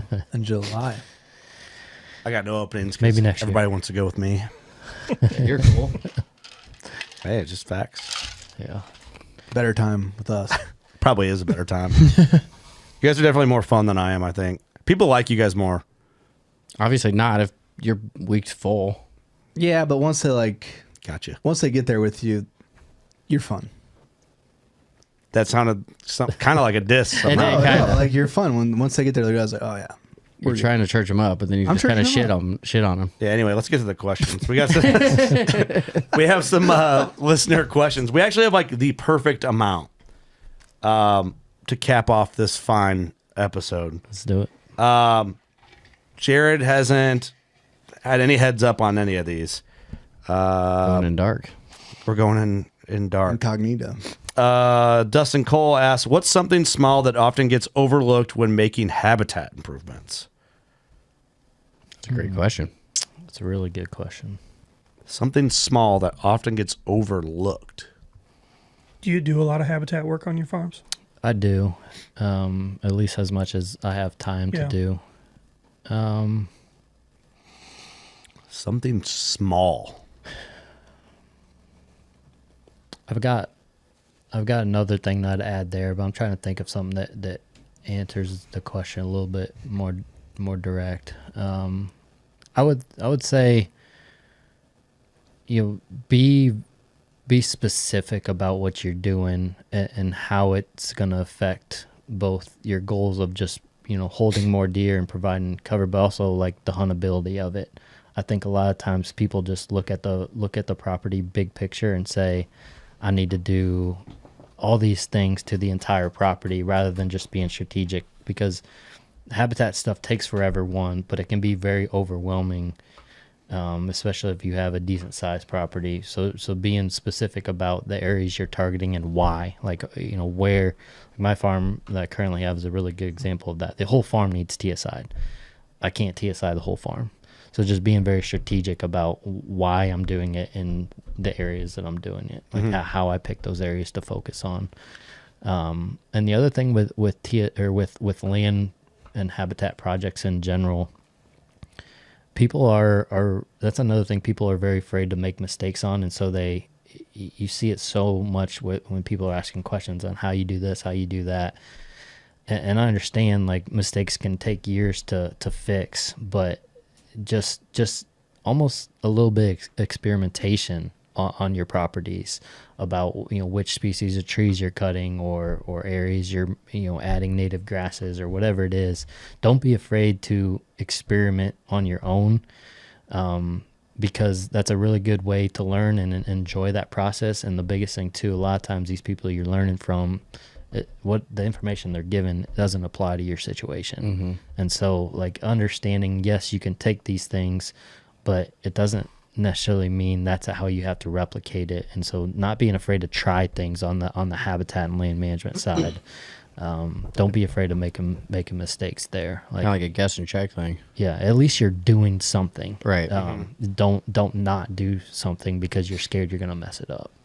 Yeah, it's intimidating. I think to get into, but and it would almost be more of a mistake, but also might be something small overlooked, especially when it comes to TSI, is controlling your natives or your invasives before you TSI. Yep. I think that's a super overlooked thing that is more of a mistake than a small overlooked thing, because you open that canopy TSIing and you've got a little bit of multiflower rose or a little bit of honeysuckle in 3 to 5 years, you're going to have a lot of multiflower rose and a lot of honeysuckle. I'm kind of in the middle of that process on a permission piece. I'm helping the landowner, and he's had a forester come out and write a program, and we're working on, just that whole thing. So I'm learning a lot. Judd McComb's been a big help so far. He knows a ton about natives, and just, it's cool. It's cool as hell, but it's intimidating. So much information. Yeah. And I feel like I don't know plants, man. You know, I feel like I should, I don't know, when you're with a guy like Judd McComb, he goes through, he's like, oh, that's what's that plant? He goes, oh, that's this. And he has the information on it. He's next level, though. He's next level, but it's, knowing that is fascinating. It's like half the time I'm walking through the woods, I'm like, I don't know what that is. I don't even know trees very well. I know. I need to go get a book. It's a big thing, to your point, Lee, is like just knowing what's there first, because whatever's there first is what's going to come once you provide that sunlight. I've been on a lot of properties that were TSI'd that you can't walk through 50% of the farm anymore because it's a giant wall of multiflower rose. And you talk to them and it's like, oh yeah, I mean, there was a little multiflower rose, but I didn't, so I just TSI'd it. Well, yeah, you open the canopy to give it the sunlight it needs to explode, Yeah. Right. Yeah. And also not, you don't have to do everything the exact same. Like you don't have to, if you have a section of timber, you don't have to TSI the whole thing. You can think about little things like, hey, maybe I want to leave this area open for, deer that are cruising through, make this the easier path. Or maybe it's a section where, hey, I want to leave this where the deer aren't going to be because it's too open. This is where I can blow my wind when I'm hunting back in the timber. So, not having to do the same thing to the entire surface area of your farm. Yeah. I've got a property right now that you're talking about being like specific on areas, can't do the whole farm. Yeah. I've got derecho damaged timber that I can hunt, like 80 acres of it. The deer can't walk through. Right. So I'm going to go in and on like 7 to 10 acres where I want the deer to bed to help me the most on their travel routes. That's what I'm going to focus on first. Yep. On removing the multiflower rose and honeysuckle to benefit me and also benefit the deer and the timber. Yeah. Which 7 acres is a ton of work. Like correct. Yeah. It's going to take me a long time. It doesn't sound like a lot, but when it comes to that type of work, it's a ton. I look at goats and they're expensive. Yeah. To rent them. You're renting goats. Yeah, dude. That's a cool there's a lot of process people to that see. do them in Iowa. And I got a quote from a guy. They'll eat multiflora rose. Goats will. They eat everything, brother. I don't know. I'm not a goat guy. Oh yeah. Yeah. Yeah, they'll eat everything. But I got a quote, and it was $1,500 an acre to have goats come in. I wonder how long it takes them to run through. So the guy I talked to, he does a half acre at a time. And he runs a business off doing this. Oh, there's so many people. There's a guy. Electric fence. He is an electric fence. There's another guy. So the one that I talked to 2 of them. I didn't know this was a thing. Oh, dude. They do a half acre at a time. Well, and I told him, I'm like, well, that doesn't work because it's so thick. You'd have to take a skid steer to clear a path for your electric fence. Yeah. But they do a half acre at a time. They bring water in and they put like 40 or 50 goats is what he said in that half acre. And he said it's about 3 or 4 days, depending on how thick it is. Jeez. Then I talked to another one who has e-collared goats. And he asked how big it was. And I said, well, the whole thing's like 70 acres. He was half the price. But he was like, I will bring, per acre. He was like $750 or $800 an acre. But the first guy is like through a franchise and the other guy's just on his own. The other guy, he was like, I told him it's like 70 acres and he has like 1,200 of them goats. And he's like, really, I could bring them all and it'd be done in like a couple weeks. Like the whole thing. Bunch of free range goats. And they're e-collared and it's one of those things where you just draw a line on a map. Oh. So he's like, And they stay in that line? It's just like your dog with an underground fence. But he goes off like satellite. That's crazy. Damn. That is genius. Oh, shit. But yeah, he was like, I mean, it's... Doug, you want to buy some goats? Yeah. Honestly, I thought about doing it. I'm like, I got 70 acres. I could feed the goats for 2 years. Yeah, we could but the fence guy in your with the backyard. e-collars, Alexa enjoys I them said, while we when get to did you use do it? He said it'd be 2 years. He said, I've got that many waiting that it'll be like 2 years before I get there. There's a lot of honeysuckle over there. Honeysuckle and multiflower rose. Yeah. It's everywhere. That's insane. Same. Well, hey, shout out to the goat guys. I wonder what percentage of his business is from hunters or land managers versus just where farmers. He's at. It's not hunting ground. Yeah. It's How not, many goats it's not do you hunting have? guys. He has 1,200. Any e-collars, all of them? I don't know that he has them all e-collared. Actually, I think he does because he said he can bring them all out. Yeah, That's expensive. but there's some e-collar. I actually have a cattle customer who's doing it this year, and instead of A moving cattle customer? yeah, So cows. Okay, yeah, Yeah, I know what cattle are. I'm an idiot, but I'm not a And there's a lot of different companies that make the e-collars. Some of them you have to buy them. I can't remember what my customer's doing, but you don't buy them. You pay a yearly subscription essentially kinda per rent cow, them. and it's for the company he's using for the cattle. It's $90 a year per cow. Wow. Shit. That's a whole nother realm. We need to get some goat guys in here. Just It would that be would cool. be fascinating and kind of just like It would learn be. how it works. We need to become go guys. It sounds like. All I can get is that that sound. Dude, honestly, I thought about it. I thought about it. You don't even do anything. Just put them in there. I don't have to mow my backyard anymore either. All I can think of, that It'll be soundbite. dirt. I don't even know what the soundbite's from. It's just on the internet. It's like somebody's been coming down here fucking these goats, and I think it's Jeff. That's the first thing I thought. I think it's Jeff. Moving on. Nicole's Outdoor Life said, "Love Jared's raw footage. No edits needed for what he captures." So no question, just a compliment. Thank you, Nicole. Going back, just in time. What's your advice for younger hunters that are new to property management? Going back to that a little bit, but Get some goats. look into the goats. Yeah. You kind of already answered it with the first one a little bit, I think. Yeah, Could be just applied. just do something. Don't be afraid to Mess up. experiment, and it's a great way to learn. And two, like, it's gonna sound like I'm repeating myself with regards to the hunting conversation, but don't rob yourself of the enjoyment by worrying about mistakes or making sure you follow someone else's guidance on it. Yeah. Like there's so much fun in the habitat and land management game to be had. If you just go out and do it, you're gonna make mistakes, but that's how you learn. That's how it's gonna be fun along the way. So yeah, I mean, I think broad experience wise, that's what I would recommend. Just go do it. And again, there are a ton of resources out there, but don't because there's a lot of contradicting resources too. So getting out there and doing the work on your own property is a good way. And two, once you start experimenting, sitting out there in the fall, just kind of comes full. It brings you that much more enjoyment. You look over what the hard work you did. You're like, or like just a plot, The You look deer over out there eating your plot, and you're like, "This is amazing." Yeah, you look at the big time plot you put in. It's like neon green, glowing in the fall. You're like, that's cool. Like, that sucked. I sweat my dick off and got stung by bees and wasps when I was doing that. But man, it looks good.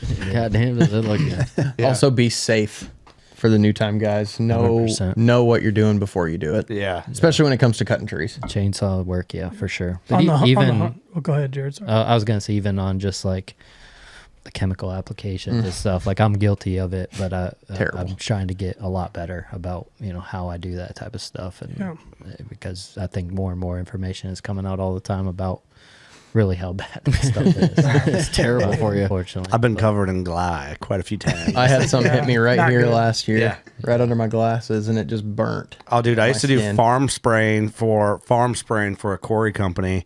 We'd travel around with the big tank. We'd be like throwing just this concoction in like a huge tank. And you know how many times I've had where the metal nozzle is, that hose burst on my crotch, and I'm sitting in chemical soaked pants all day, and never thought about it. It's amazing. I have nuts. Right. You know what I mean? Like how bad was that for me? I did that for several years. What's always seems like too, every year I use a new chemical that they're like, oh, that's good for clover. This is the and one, yeah. You go use it, and then I always read the label after I apply it, and it's like, make sure you use gloves, make sure you use eye protection. Alex shit. Jones is yelling, "It's turning the frogs gay." It's like, Eric's sitting there throwing a chew in after he just poured it. Just 100%. spicy. I was going to ask you though, Jared, going back to when I was first starting hunting, one of the things I really struggled with was identifying bedding areas, right? And a lot of your footage up here is talking about finding deer, checking does in bedding areas and things of that nature. So is there something you would suggest to a new hunter to help them identify what's a bedding area, what's a transition area, things of that nature? That's a great question, and I'll be honest, like I am not great at walking a property in a single day and pointing that out. You know, you start to learn some consistent features and a lot, you know, slope orientation especially, and where they're bedding up and down that slope. But a property that has a lot of potential bedding and you're trying to narrow down those little areas, I struggle with. I really think it takes time. You know, like at least a fall of watching the deer, watching how they use a property to really nail that down. Well, it can be kind of fluid too, right? Depending on wind direction or 100%, and it can be fluid based on which deer we're talking about. Sure. Are we talking about the majority of the deer, or are we talking about a single mature buck who wants to kind of have some space and be by himself a little bit? So I think there's you know, some flexibility there. I would just say, you know, you can make educated guesses based on deer having enough thick cover but enough exit routes. Those are kind of two things that a lot of times lead to, you know, a pretty good indicator of a bedding area. You get those two things in conjunction. And then to just really pay attention to how the deer use the property in the fall. You know, even this hunt that we were showing, and I talked about the deer acting a little bit different before and after dark, right? I think they also act much different when they're in a bedding area. I think they have like this almost sense of relaxation that this is their safe zone. And so I think watching a deer's behavior can kind of tell you how close they are to where they like to be from a bedding standpoint. It's like I made it in the hotel room, the door's shut, I can relax. Pants are off, baby. Yeah. Pants are off. Time to break this room in. You know, dude, that was like the best answer for that, because it goes back to absolutes. The dude hosting a clinic, you know, and he's like, you just don't hear. I don't know how to word it right without sounding negative, but that's the most truthful and realistic answer for someone who's done it, versus like, well, you could tell buck bedding, and then it's like gives you this absolute answer, which can be true, but not always true. Not always. But like, just like, I'm not good at telling you what exactly is what in a one day of walking it to tell you what you need to do on this piece or that piece.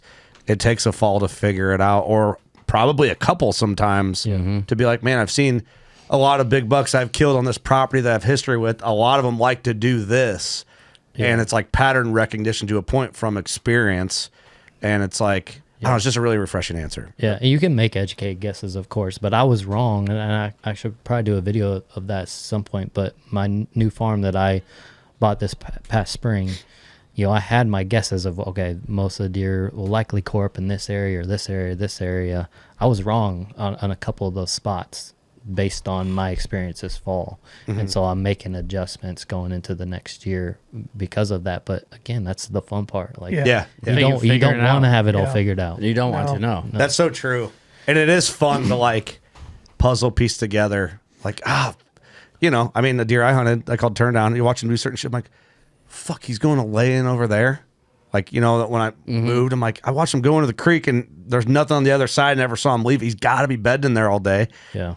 And it's like, damn, that was cool, you know? And then it's like, I don't know, it's just neat. That you're right. You don't want it all figured out. No. And I think our educated guesses are a lot of times like a situation, like a all things equal situation, right? But there's always little factors. Maybe it's the neighbor hunts right on that fence line. And it's just too close for comfort for them to bed in what seems like a good bedding area, or you know, whatever it is. There's always these little factors that are unique to your property that could make you wrong on your initial guess, and the deer just adjusts and you adjust too. Yeah. I think a big thing with that whole point of view too is with food plots. For sure. When I first started getting into the food plot things, like if I'd get a new property, the first thing I would do is put a food plot on it. Yeah. And there are a lot of those. And even where I grew up in Amana, like when we could start putting food plots, like I never really paid attention to it, but I ruined so many spots that in history my dad has killed big deer, or I'd shot deer because I'm like, oh, this would be a really cool food plot location. I have one specifically. My dad's killed 3 or 4 bucks there in his career. I've killed two, and I'm like, oh, this would be a stellar. It was like really thick, overgrown. And I'm like, oh, I went in there and put a food plot in, and I haven't seen a deer worth shooting in there since I did that 10 years ago. You know, Yeah, you almost want to like Like if it's not, I think broke, you don't need 2 fix or it. 3 years on a farm before you can decide personally sure. where you can Oh, yeah. put food and not screw it up. There's and some properties just have the X where deer when they move they just want to be. I mean that's how I kind of look at it. Like especially in like the new piece I've been hunting. It's like I kind of knew where the X was and I put the plot in the X, but I was on part of the X. Now I think I'm making some adjustments. I'm going more wide than long on this plot how it was laid out, and I'm moving things around, and I'm basically like centering up on the X for entry and X. And I might be wrong again. And you just ebb and flow, but all the deer want to be there. It seems like, and I'm like, well, so that's like the example. It's like, And I think it depends too. trying. Like, if you're on a farm the first year and there's a big grass bottom that you're not going to take out shrubs or trees to put in a food plot, yeah, probably not that big a deal to go mow some grass, you know, and put a small plot in. But like that one that I was referencing, I mean, it was like shrubs and willows, and I went in there with the skid loader and took every one of them. Just ruined it, you know. Yeah, the whole thing up. Like if it was just a timber grass, 2 foot tall grass or whatever, and I went in there, it probably wouldn't have screwed it up like that. But the fact that I took a half acre of nice cover out, Right. And there's a lot of factors that influence this stuff that aren't on your property that are in the general neighborhood, whether that's crop rotations or maybe a farmer goes and clears a tree line out that used to be their travel corridor, and now they're not going to use that same thing. That could lead to a little bit different bedding location. So there's factors that you may or may not know about that are influencing that too.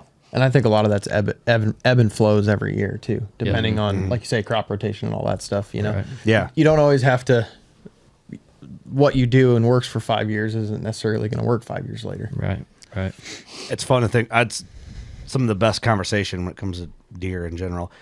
Jake asked, when self-filming in thick woods, what is the best way to keep the camera in focus on deer? Not use autofocus is number one. There's just too much to mess it up. I think if you get really good with the camera, it's not as big of a deal. But I'd say for more beginner type people, like even having potentially an external monitor on there that just shows more detail would be a good idea. I mean, some of the external monitors now are really good and not super bulky like they used to be. But using camera features like your peaking is really helpful. I always have a quick button for expanded focus where it basically does a magnification, like short-term a magnification for a second, and just so you nail your focus and then back out. I usually have a button to zoom in, get my focus, zoom back out. I use that a ton in conjunction with the peaking. So yeah, in thick timber, it has to be manual, but there are camera features you can use to help you out basically that focus assist. Where do you buy a lot of your camera equipment and stuff? Do you have like a spot you go, or is it just kind of where you find it? I've kind of gone all over. I'd say probably the most common I've used is B&H. We've bought a lot of stuff through B&H and Sweetwater. They do a good job. I mean, Amazon has a ton of stuff anymore. So yeah, kind of wherever I find good deals, I guess. You think AI is ever going to hop to the camera game? Yeah, it has to, man. Change everything. 100%. I'm waiting from a self filmer that struggles. I just want that camera to move on its own. You just need one of them robots that can run the camera for you. Zoom in on that deer. Focus platform for it and everything. Is it a saddle? I honestly don't think it's that far away. I mean, I think God damn it. Where you can click the deer and lock on the deer. With some of the stuff, you could just have a AI powered camera arm that's silent. And it's just. So I mean, like they just said, you push the deer on the screen and it just sits there and follows it till. It's got a damn clanker and a saddle with you. Well, they do that. Clanker. Drones have that capability. You're breathing too hard. Yeah. Chris Brackett's berating his clanker. It's filming. Spray WD-40 on it. Drones do, don't they? Like you can lock on a truck and it'll follow a truck with a drone, right? For sure.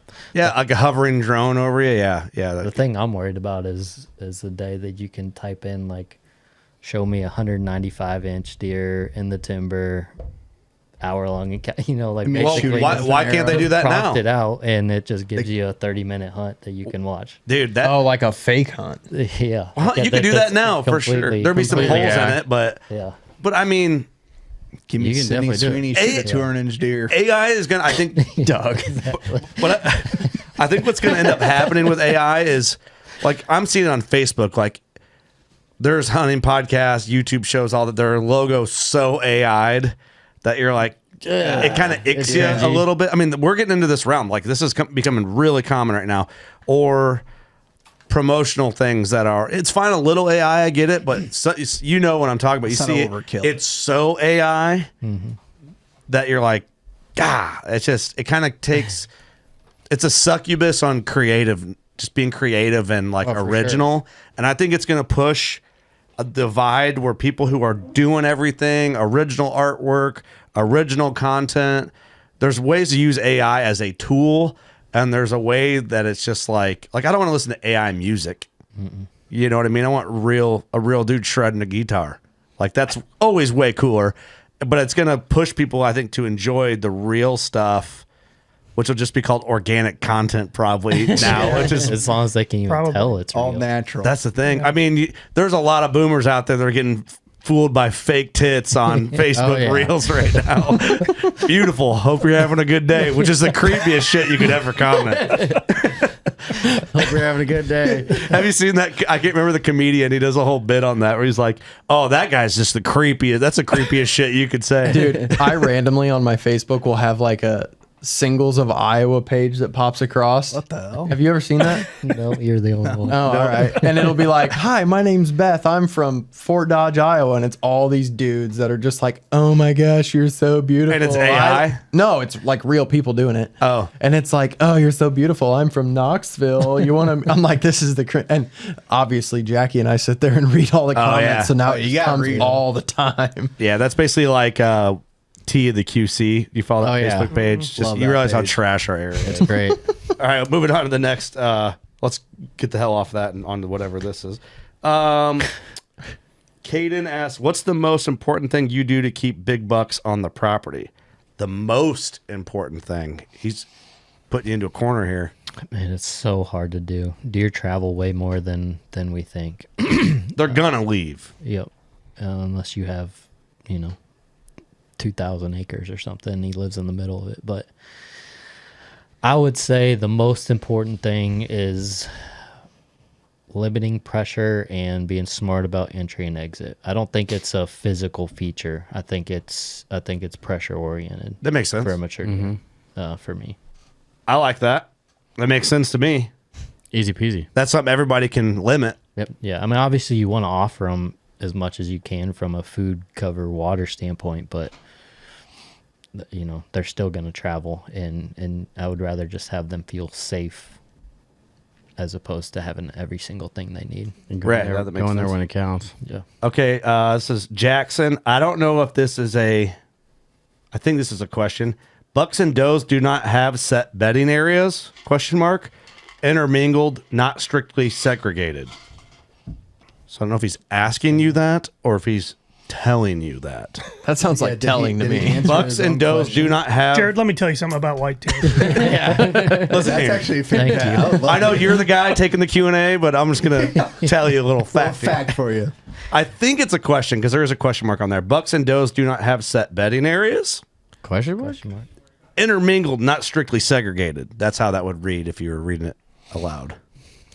At least what I've seen is does like to bed more in groups. Not to say there's not a couple younger bucks sprinkled in there with them. But I very rarely see a mature buck bedding with any other deer, let alone bucks or does. At least during the fall. Obviously, we know outside of that they'll be with other deer and other bucks. But in the fall, if we're talking mature deer, it just seems like they just want to be alone and have their kind of little territory, which is part of the reason what relatable. I really like my new farm is it has a lot of low lying cover and it you can't see very far anywhere in the whole farm, and so I think from a buck holding capacity, obviously deer in general, but buck holding capacity, it's proven to be really good, and I think that's the primary factor. A buck can be in his own spot and never not see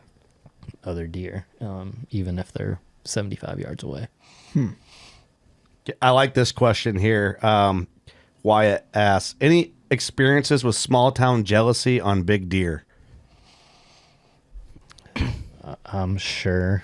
Yeah. I mean, you get a lot of that or hear about a lot of that? Like, just kind of like, I don't know. I feel like people local to wherever you're at are always the last people to like fly your flag. Yeah. You know what I mean? I don't know. That sounds bad. Not always, but I just feel like from our experience, we're more likely to be out of state and have people be like, hell yeah, listen to the podcast. Good job. See you later, dudes. Versus being like, local you guys killed did. my deer. Yeah. Maybe that. But does that make sense? Kind of? Yeah. I think there's probably some. I can't think of a specific example.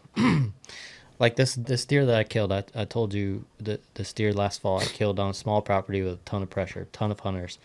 I have had between, I would say, 12 and 15 people reach out that were hunting that deer, had encounters with that deer, missed that deer, have velvet pictures of that deer, whatever it is, a ton of people, but every single interaction's been great. They, really, see, that's awesome. That glad that you're the one that got them, or that Love was to hear awesome, or and of course it was a cool story, so maybe that plays into it a little bit, but yeah, there wasn't really anything negative from this big deer, and that's refreshing. I didn't know specific people that were hunting it. There's really only one neighbor there that we exchanged trail cam pictures. The rest I don't know who they are. But I knew, just based on the pressure, I knew there had to be a ton of people that knew about the deer and were hunting the deer. Well, and just how recognizable he was anyway. If someone saw him from the ditch, it's like, people knew that deer for sure. Yeah, 100%. Well, too, it's like the video of it's laid out so just cleanly, and here it is, and here's how it went down, and then obviously the sentimental factor. It's kind of hard to be mad at that. And that's one thing that I love about filming. Like, I think sometimes it gets a bad rep, of course. But it's also like there's no questions.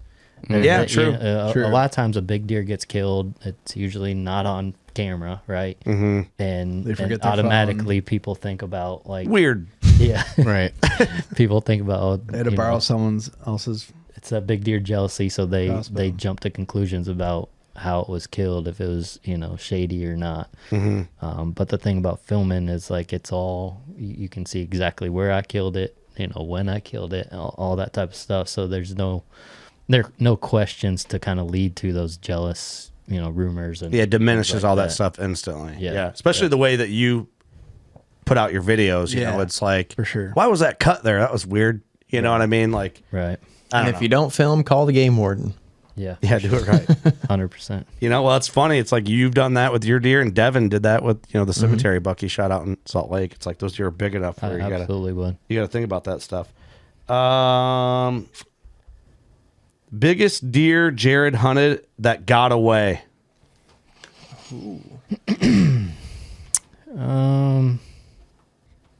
have a question? No, I know. You know? Yeah, answer for him, Lee. That'd be great. It's got to be the one your neighbor killed, isn't it? Yeah, I mean, that deer was like 198. Oh, really? I thought he was like 215. Okay, I was wrong. Never mind. No. Fuck me. Yeah, shut up, Lee. Good thing you didn't answer for I mean, that's the one that I was most actively hunting that I didn't kill, was that one. Yeah. He's like 198 or 99, right there somewhere. Probably should have killed that deer.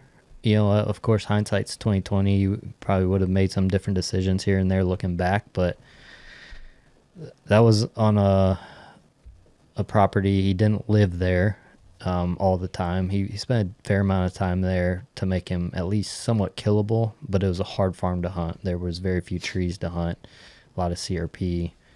And the other thing, too, is that deer became relatively well-known pretty quick. And I hate those situations. It's an external factor that doesn't need to be there. Yeah, and close to a road, your truck's parked right there. It's just people driving by honking, all stuff like that. It just became kind of sucked some of the fun out of it. And so, but you couldn't stop hunting him, right? So it wasn't gonna go away. But there was like kind of this odd sense, and I talked about it in the whole story. And the guy that killed it, I know really well. We shared pictures and stuff like that, and of course was happy that he killed it. But for me there was almost a sense of relief when I knew that deer was dead. I was like, okay, like I can stop thinking about him, move on. Next one. Yeah. That makes sense. Would that be the biggest one? Yeah. I kind of get that. It's like the biggest one I would have killed. Yeah. Okay. Yeah, I like that's interesting. It's like, the dude who got him, cool. I don't have to mess with like the bullshit of this. I get that. Yeah. And he hunted hard for it too, so it wasn't like the Carrera Buffalo. It wasn't like a guy who was ungrateful for it or something like that. Yeah, which we all hear those stories. Like, yep, he just hacked the head off. It's sitting in his barn, and he don't give a shit. Couldn't care. He could have killed a doe, and been just as happy. It's like, damn. Yeah, or shot it 300 yards with the rifle or something. Yeah, hit it with a farm truck and had to finish it off with it. It's like you just don't want that to go down. Like if you can help it. This is. I'm bad at reading Instagram names. All right. Would you rather have a farm closer with less genetic potential versus further away with more potential? That's a great question because I'm living that right now, and I'm on the latter, the further away with I don't know about genetic potential, but better hunting in general. It's a trade-off. I'm unfortunately, spend less time on the farm than I would like to if it was closer. But to me, those really good farms are hard to find and few and far between. And so your sacrifice and having one is the drive. Oh, it's worth the drive. Heard that. Yeah. How far would you drive max for like a really good property with really good genetics? To regularly hunt. To regular, like to be on. You're driving back and forth every day? No, or just whatever it is. Like even if you're going out there for a couple of days, like there's a haul. Like what's... Having a place to stay changes it to Doug's point. Okay, what if you don't have a place to stay? I'm really close to that max. Like I've got about an hour and 20-minute drive right now. Yeah. Hour and a half maybe. So that's 3 hours that you're a round trip that you're carving out. A lot of 3:30 a.m. mornings. Does a lot of things in your mind. We've been there. Yeah. Makes a difference too where you're at in life. Sometimes you don't remember the drive. How old's Remy? Seven? Yeah. That makes a big difference too. If I was a single dude, hell, I drive 4 hours. Yeah, no shit. I'm on that. For one of my pieces. Yeah, I got to drive. You get a lot of thinking in. Yeah. There's sometimes it's not for the best. Long way to kick your own ass when you fuck up too on the way home. Yeah. You just cry the whole way. We have a piece that's 2 hours away, and God, we did that weeks on end every night. It's fucking miserable. I'm good in the mornings. The mornings don't bother me getting up earlier to get to the property. It's the night, up. like after the hunt. Yeah. And you're just dragging, and you still have an hour and a half or whatever it is to get home. Just driving home with no music on. 8:30. Yeah. I've done it. 2 hour drive with zero music, and it's just... They call that raw dogging. There's also the aspect, though, of what we were just talking about from the local standpoint, like having a farm where people wouldn't expect you to be hunting is kind of nice too. People would expect you to be hunting somewhere around your area, where you live, but having something out there to fly under the radar. I mean, I feel like it's hard to fly under the radar anywhere now, but it is hard. I feel like I had at least had a little bit of that for a little while until sharing all the videos. Yeah, sure. That doesn't help. Yeah. DJ Jones, this is a good question. What deer is he most proud of, and why? Or what does he feel like is his most rewarding deer? What deer are you most proud of? Good question. Most proud of. I mean, I think most memorable was this one this past fall, but most proud of and most rewarding, I would say, is probably the deer that I killed in 2020, that I was wearing a ghillie suit on top of a brush pile late season. just because that was kind of a 2-year chase in a really challenging situation. It's actually the deer that I moved on to after the one you brought up got killed. I moved on to that for the rest of that season, didn't kill him, followed up the next year and killed him on, almost the last day of the season. But that was just like a lot of hard hunting. He would disappear for a long time, a property that had very few huntable spots, and ultimately ended up killing him by getting super creative and thinking outside the box, and climbed on top of a little brush pile and killed him in snow and ice and all that type of stuff. Yeah. So I would say from a rewarding standpoint, that's probably the one that sticks out. That's a dope hunt. That makes sense. Jared, I That got a hunt's question fun. for you. Yeah. When you're targeting a mature, specific buck, let's just say, what's the 2-week window of the season you would prefer to kill him in? Or if you could only choose 2 weeks out of the season, what would it be? Can I choose 2 separate weeks, or does that have to be a 2-week time frame? Either one. Choosing 2 separate weeks, it would be like October 25th to November 1st, and then that second one would be like November 20th to 26th. Those are probably my 2 favorites. You can like dial in on a deer. Yeah, like it's just that first time frame. They're good in their own way. So Right. that first time frame, I think, is the best time to kill a resident local buck. And then that second time frame is also a good time to kill a resident buck when he kind of comes back after doing some running for a couple weeks.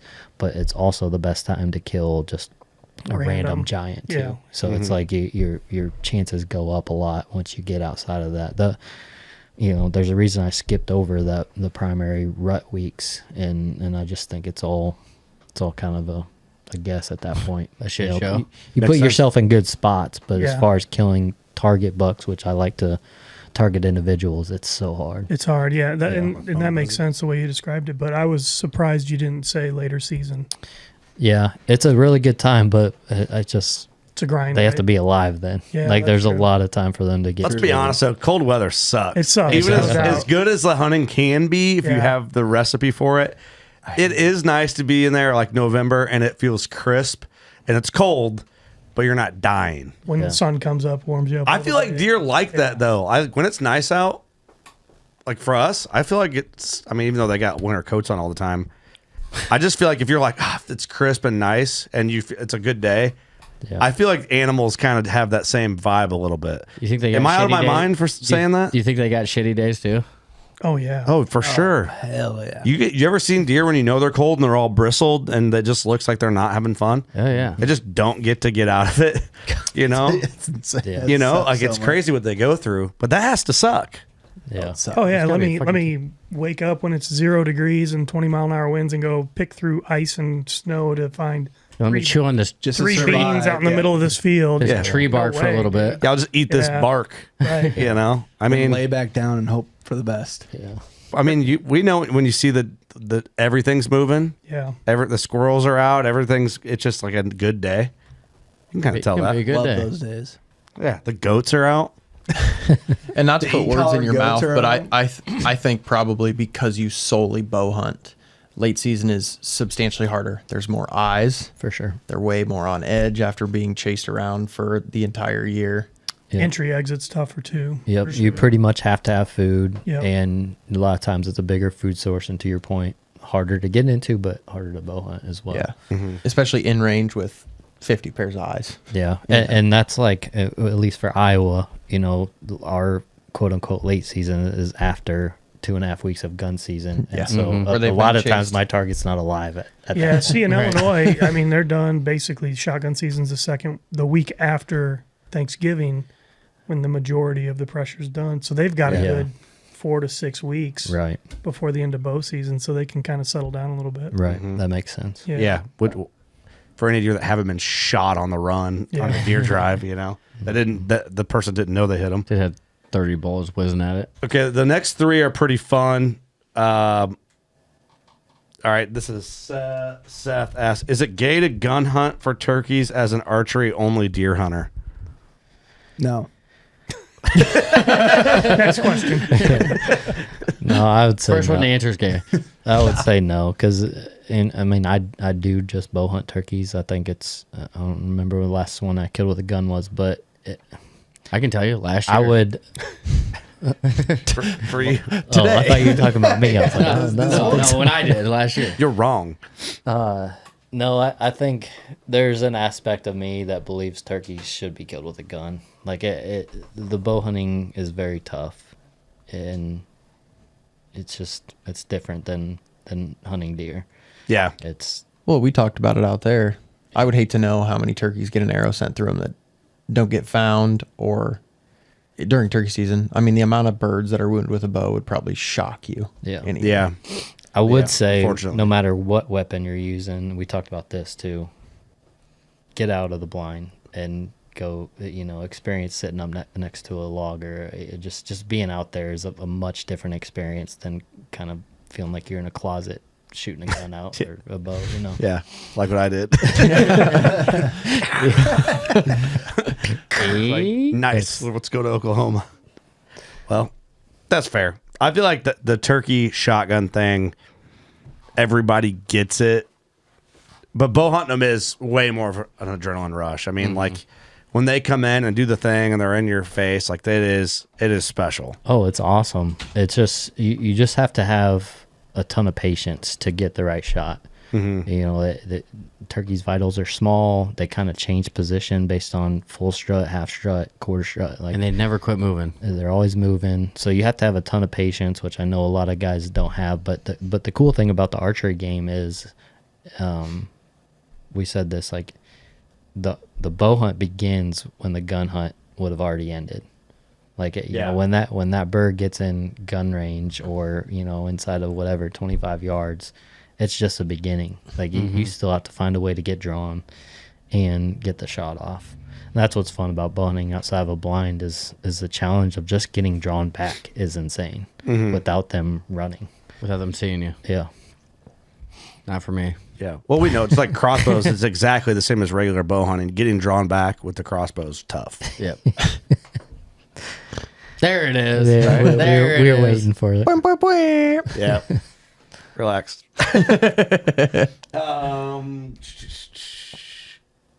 All right, this is good. A McLaughlin.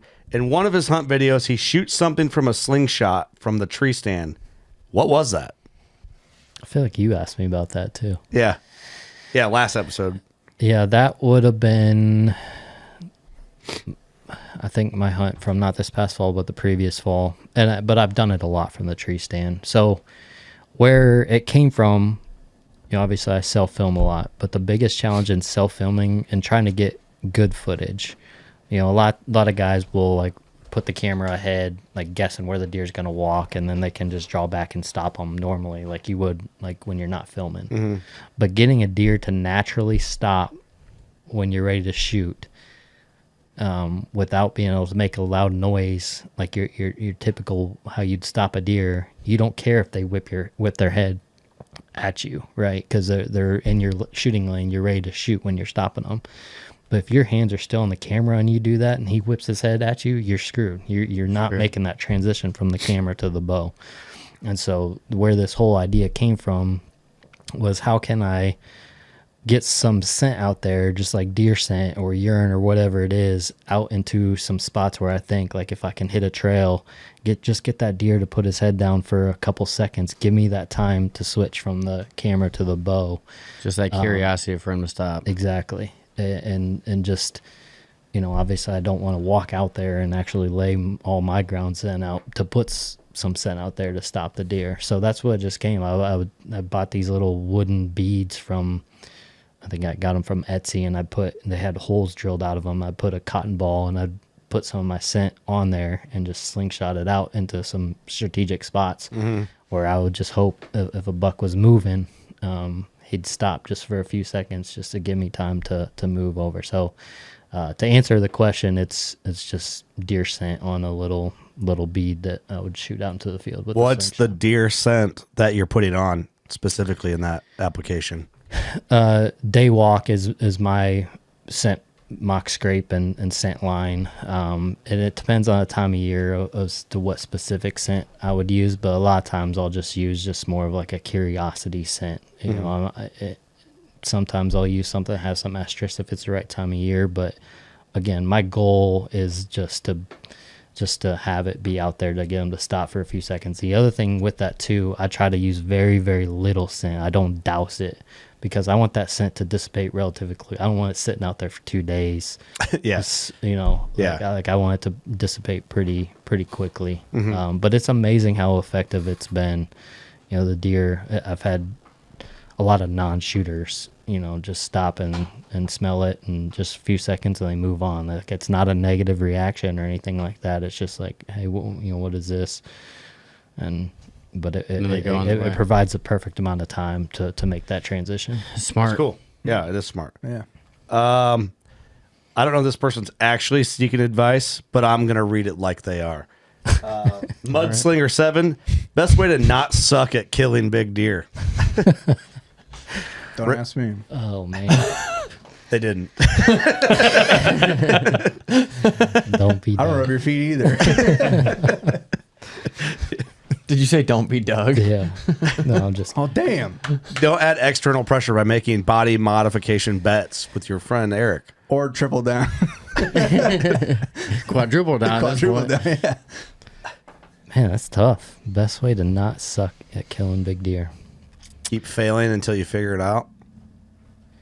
Yeah, I mean, I think it's in a roundabout way. It's asking like what your best tip is for killing big deer. Just kill them. Beta blockers. Yeah. Sorry, I keep bringing that back. It's not funny. Reach out to me. Apologize. Need the plug. Yeah. I would say,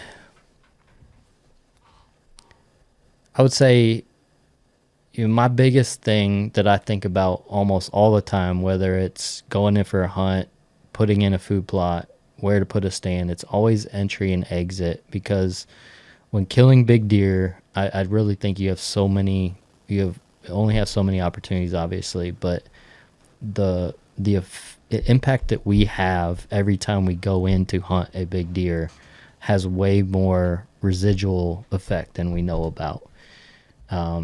And so there's two things. One, being smart about your entry and exit, but two, moving location. That's why I think mobile hunting is a game changer, and it's why I use it a lot. But even moving from one tree to 40 yards away makes a huge difference in how much pressure you're putting on that spot.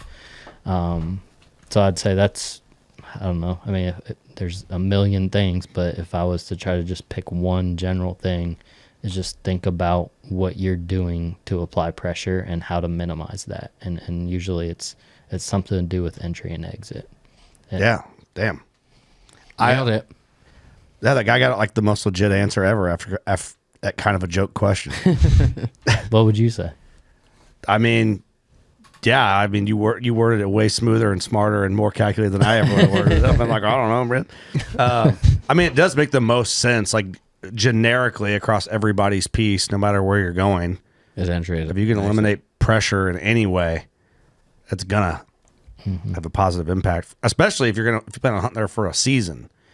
You know, it might be one thing if you get aggressive, hunt 3 days and you're out of there and whatever. But if you're like hunting a 40-acre piece, a 30-acre piece, I mean, you got to think about that stuff even more. It's not like, you know, some guys don't have that. Like your acre patch.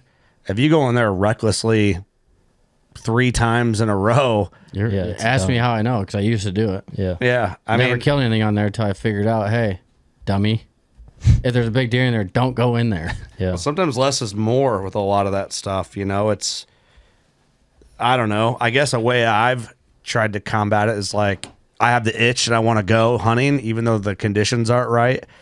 I have a couple spots where I can just go scratch my itch and maybe try and kill a doe huge. that's like minimal in and out. Even if I did get in there, it's in a spot where it's like I'm not worried about too much. Like I have them itch scratching sits. That's huge. And then I have the ones where I'm like, ooh, cold front. Yeah. Let's get Time to get froggy, in there. you know, like let's get in there, you know. But Yeah. And I think the other thing too is people fall into the trap of treating all deer the same in that situation. Like, man, I'm seeing deer all the time. Like I can't be putting that much pressure on it. Well, what type of deer are you seeing? You know what I mean? Like these young bucks and does, they're way more forgiving. Yeah. Like it's not the same thing. So you I think the question said, big deer. I mean, you have to think about it in that specifics, and not, they're just way more sensitive. Mm-hmm. Totally. Oh, I mean, mobile hunting is big, but it's like my experience. I remember hunting a spot that was as a terrain feature in the timber, and just like over a rut sit, I'm like, man, I saw 15 does and a bunch of deer in here the first time I came in here, did a hang and hunt. Then I seen so many deer, I'm like, eventually a buck's going to move in here. Well, there I'm on, the wind's still good, but I'm day 4 and I'm not seeing any deer in there. And I'm like, well, I fucked it up. What happened? Yeah. You know? I mean, when it comes down to it, you just got to realize, hey, I fucked up. I need to get out of here for a little bit. Yeah. Yeah. So hopefully he comes back. Well, another thing to consider too is you got to be where big deer are. Very true. That's true. Right. That's number one, really. Yeah. Yes, that is true. And that's a tough thing. But I think the pressure thing, you can apply that anywhere too. Yeah. Such a good thing for people to think about at a baseline, like entry exit. I just remember being younger. I think about it now more than ever, but we just got a lease and went in there today trying to hear gobbles. And I'm like, where would I put a spot in here? It'd be cool to do a plot here. But I'm looking at it, I'm like, I could never hunt this. Right. Like it'd be great to have the plot for the deer and okay, run a trail cam in there. But okay, you get a big buck that's in there every night. Well, how the fuck do you get in there to even pull it off? It's just like, the piece is awesome. The deer are in there. They could be killed in there, but also you just kind of like, man, it might just be this piece that keeps deer alive, and you hunt the edges and the safest entry exit spots so you can keep seeing deer for the majority of the season, which I think is fine. But it's just one of them dense areas. How do you get in? Then how do you get out? Even if you wanted to get in the morning, you can get in the morning. Well, you have deer move in, they bed. How the hell do you get out? Yeah. So all day sit every time.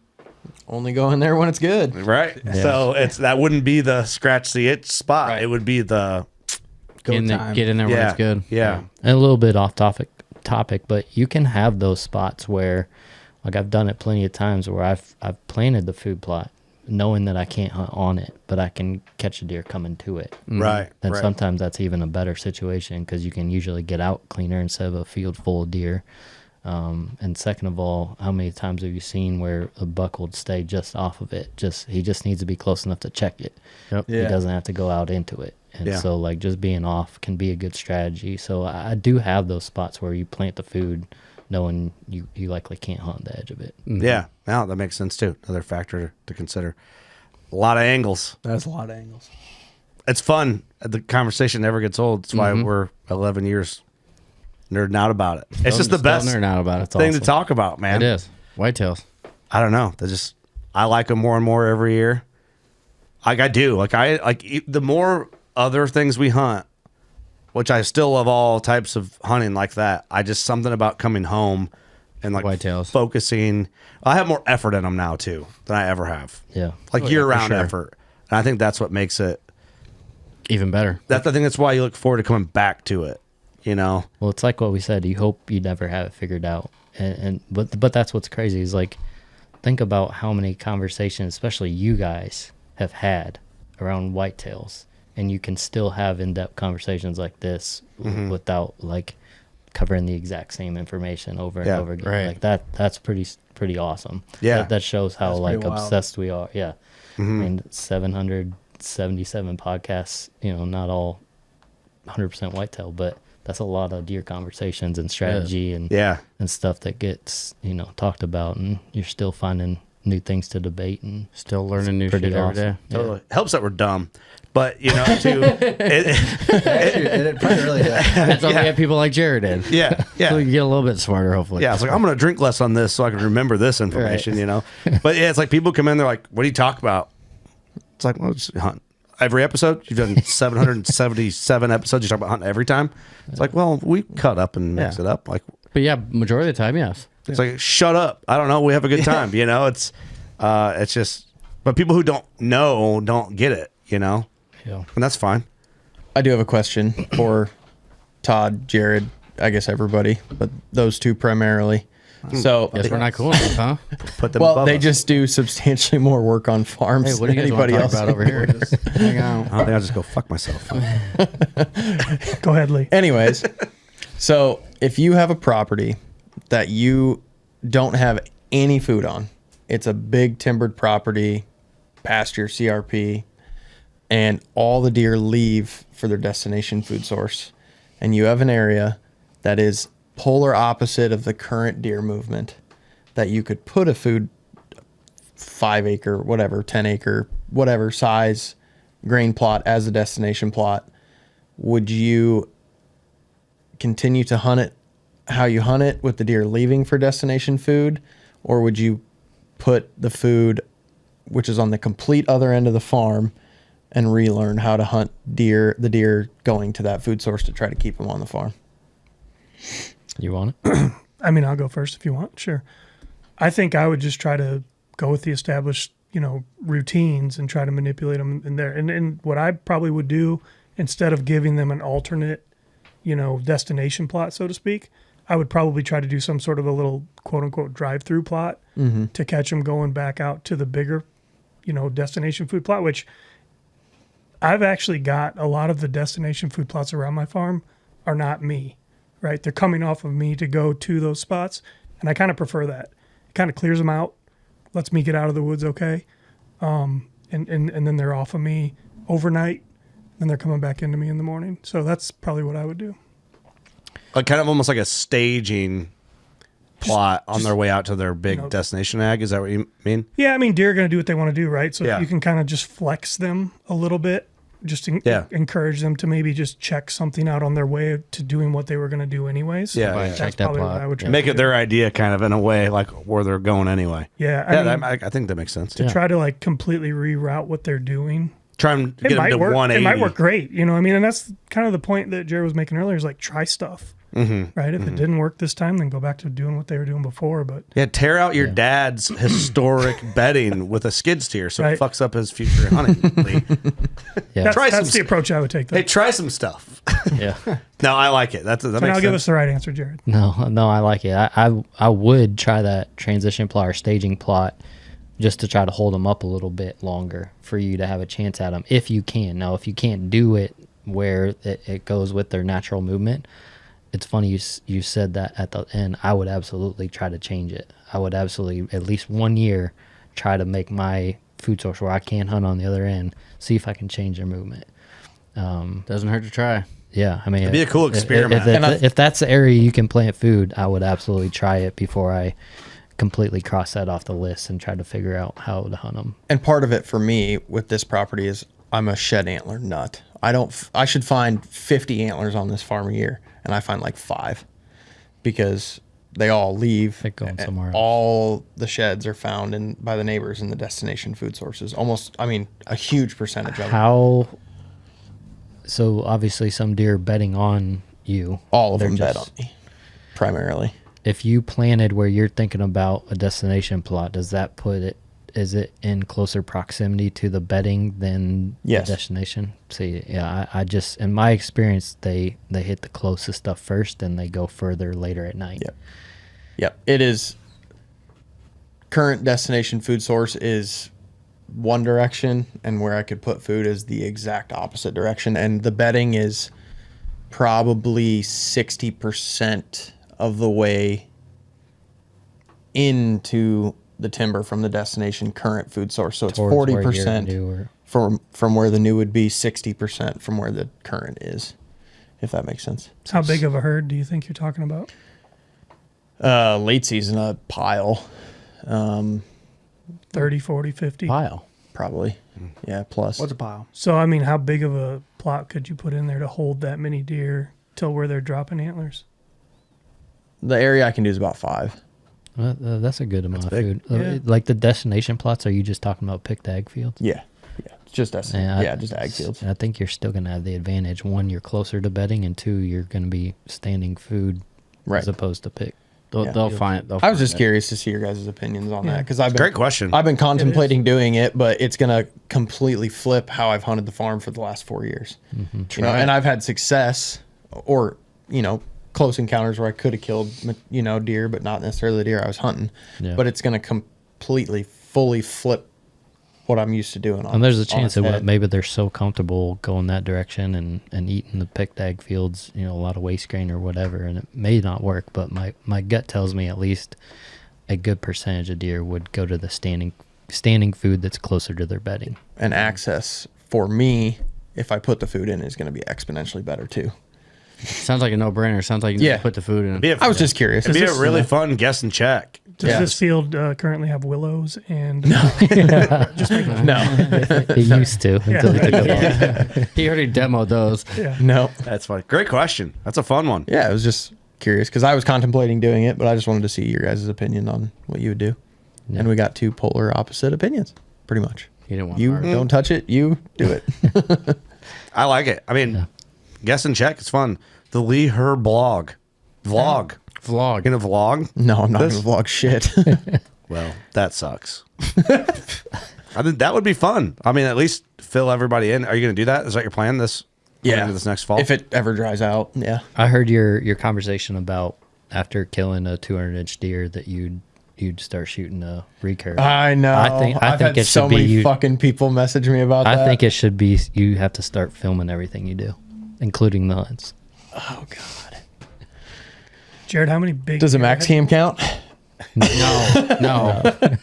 How many big deer encounters have you not been able to take advantage of because you had to wait for good filming light or didn't work out with the camera? I mean, there's a handful every year. Yeah. Yep. Any that haunt you? You're crazy. That's all I gotta say about that. Give the people what they want. I would say nothing that's haunted me.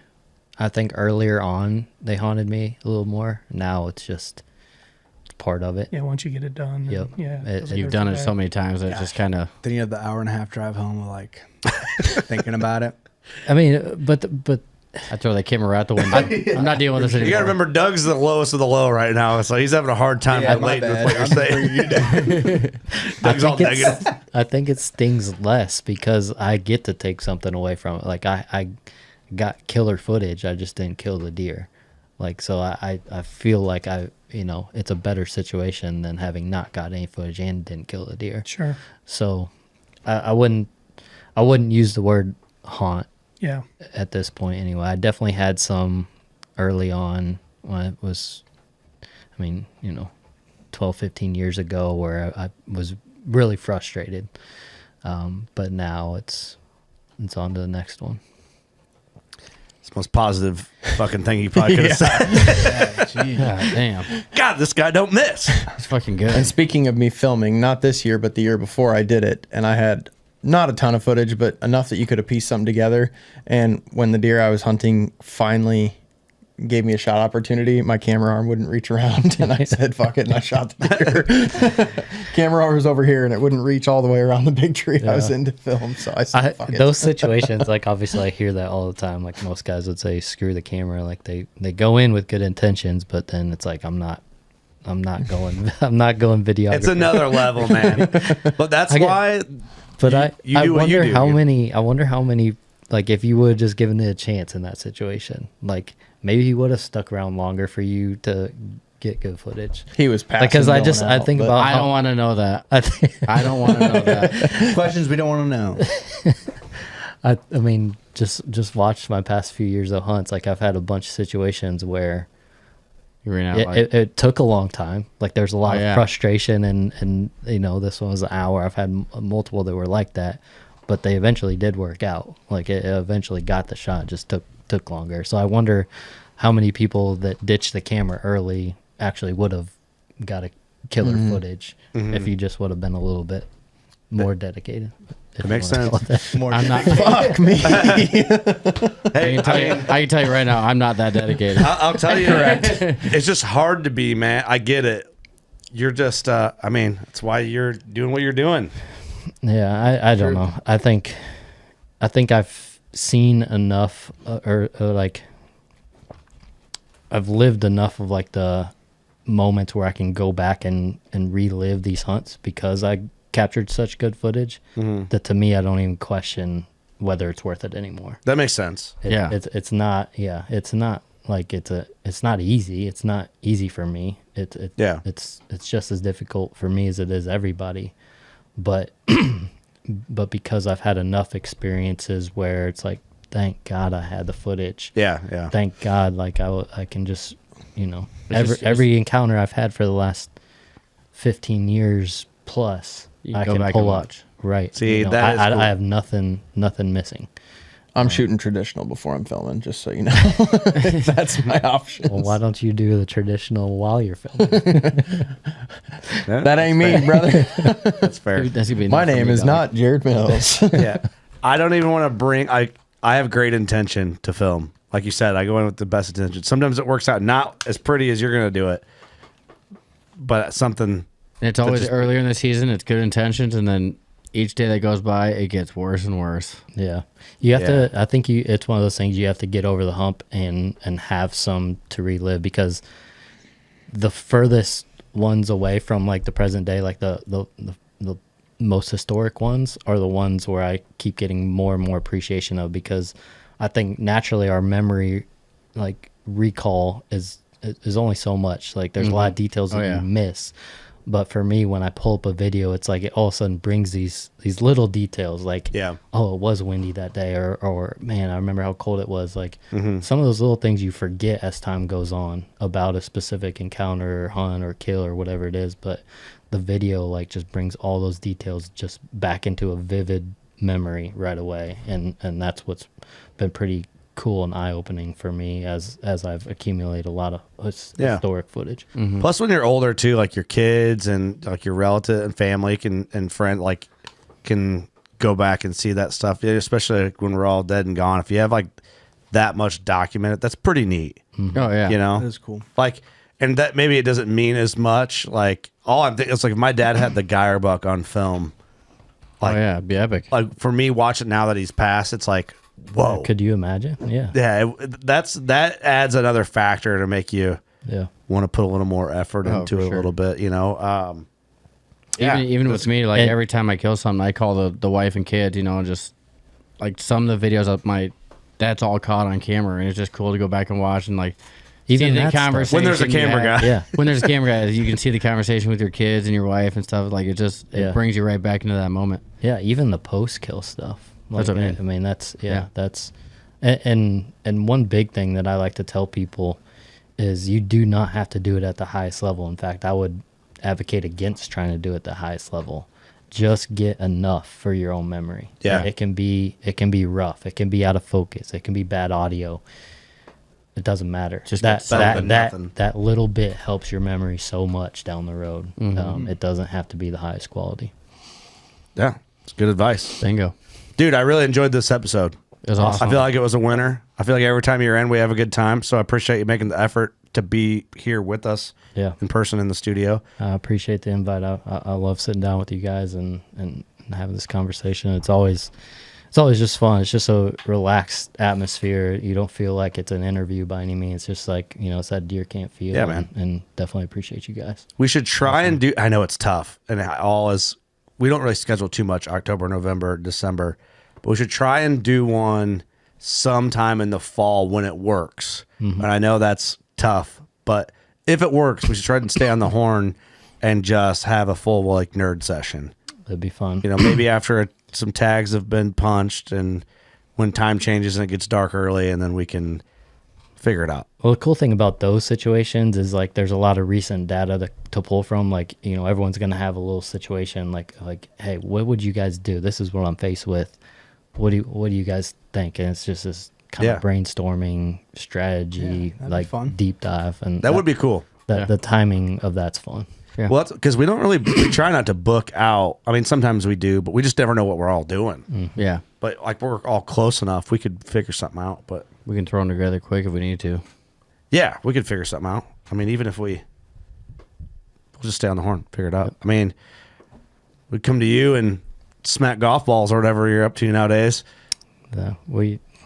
Eric and I talk about it every other day. I don't think you want me doing that. I'll like ruin your floor or something in there. Oh, you'll be fine. You seem like you'd be really good at golf. No, I'm not good. I love it. It's fun. I'm terrible at it. I just like doing it. Yeah. I tell people like and obviously I have indoor stuff to kind of scratch the itch over the winter. But like, you know, I talk about the two places that I have the best, just kind of like guy to guy conversations, or like this. It's like, you know, deer camp situations and on a golf course. Like when you're with your buddies, that's some of the best conversations come out of that. And so I kind of closely relate those two. You never know what you're going to talk about on a golf course. No. Never golfed on a golf course. Dude, you can get some weird conversations on a golf course. Are you, Todd? Are you a golf guy?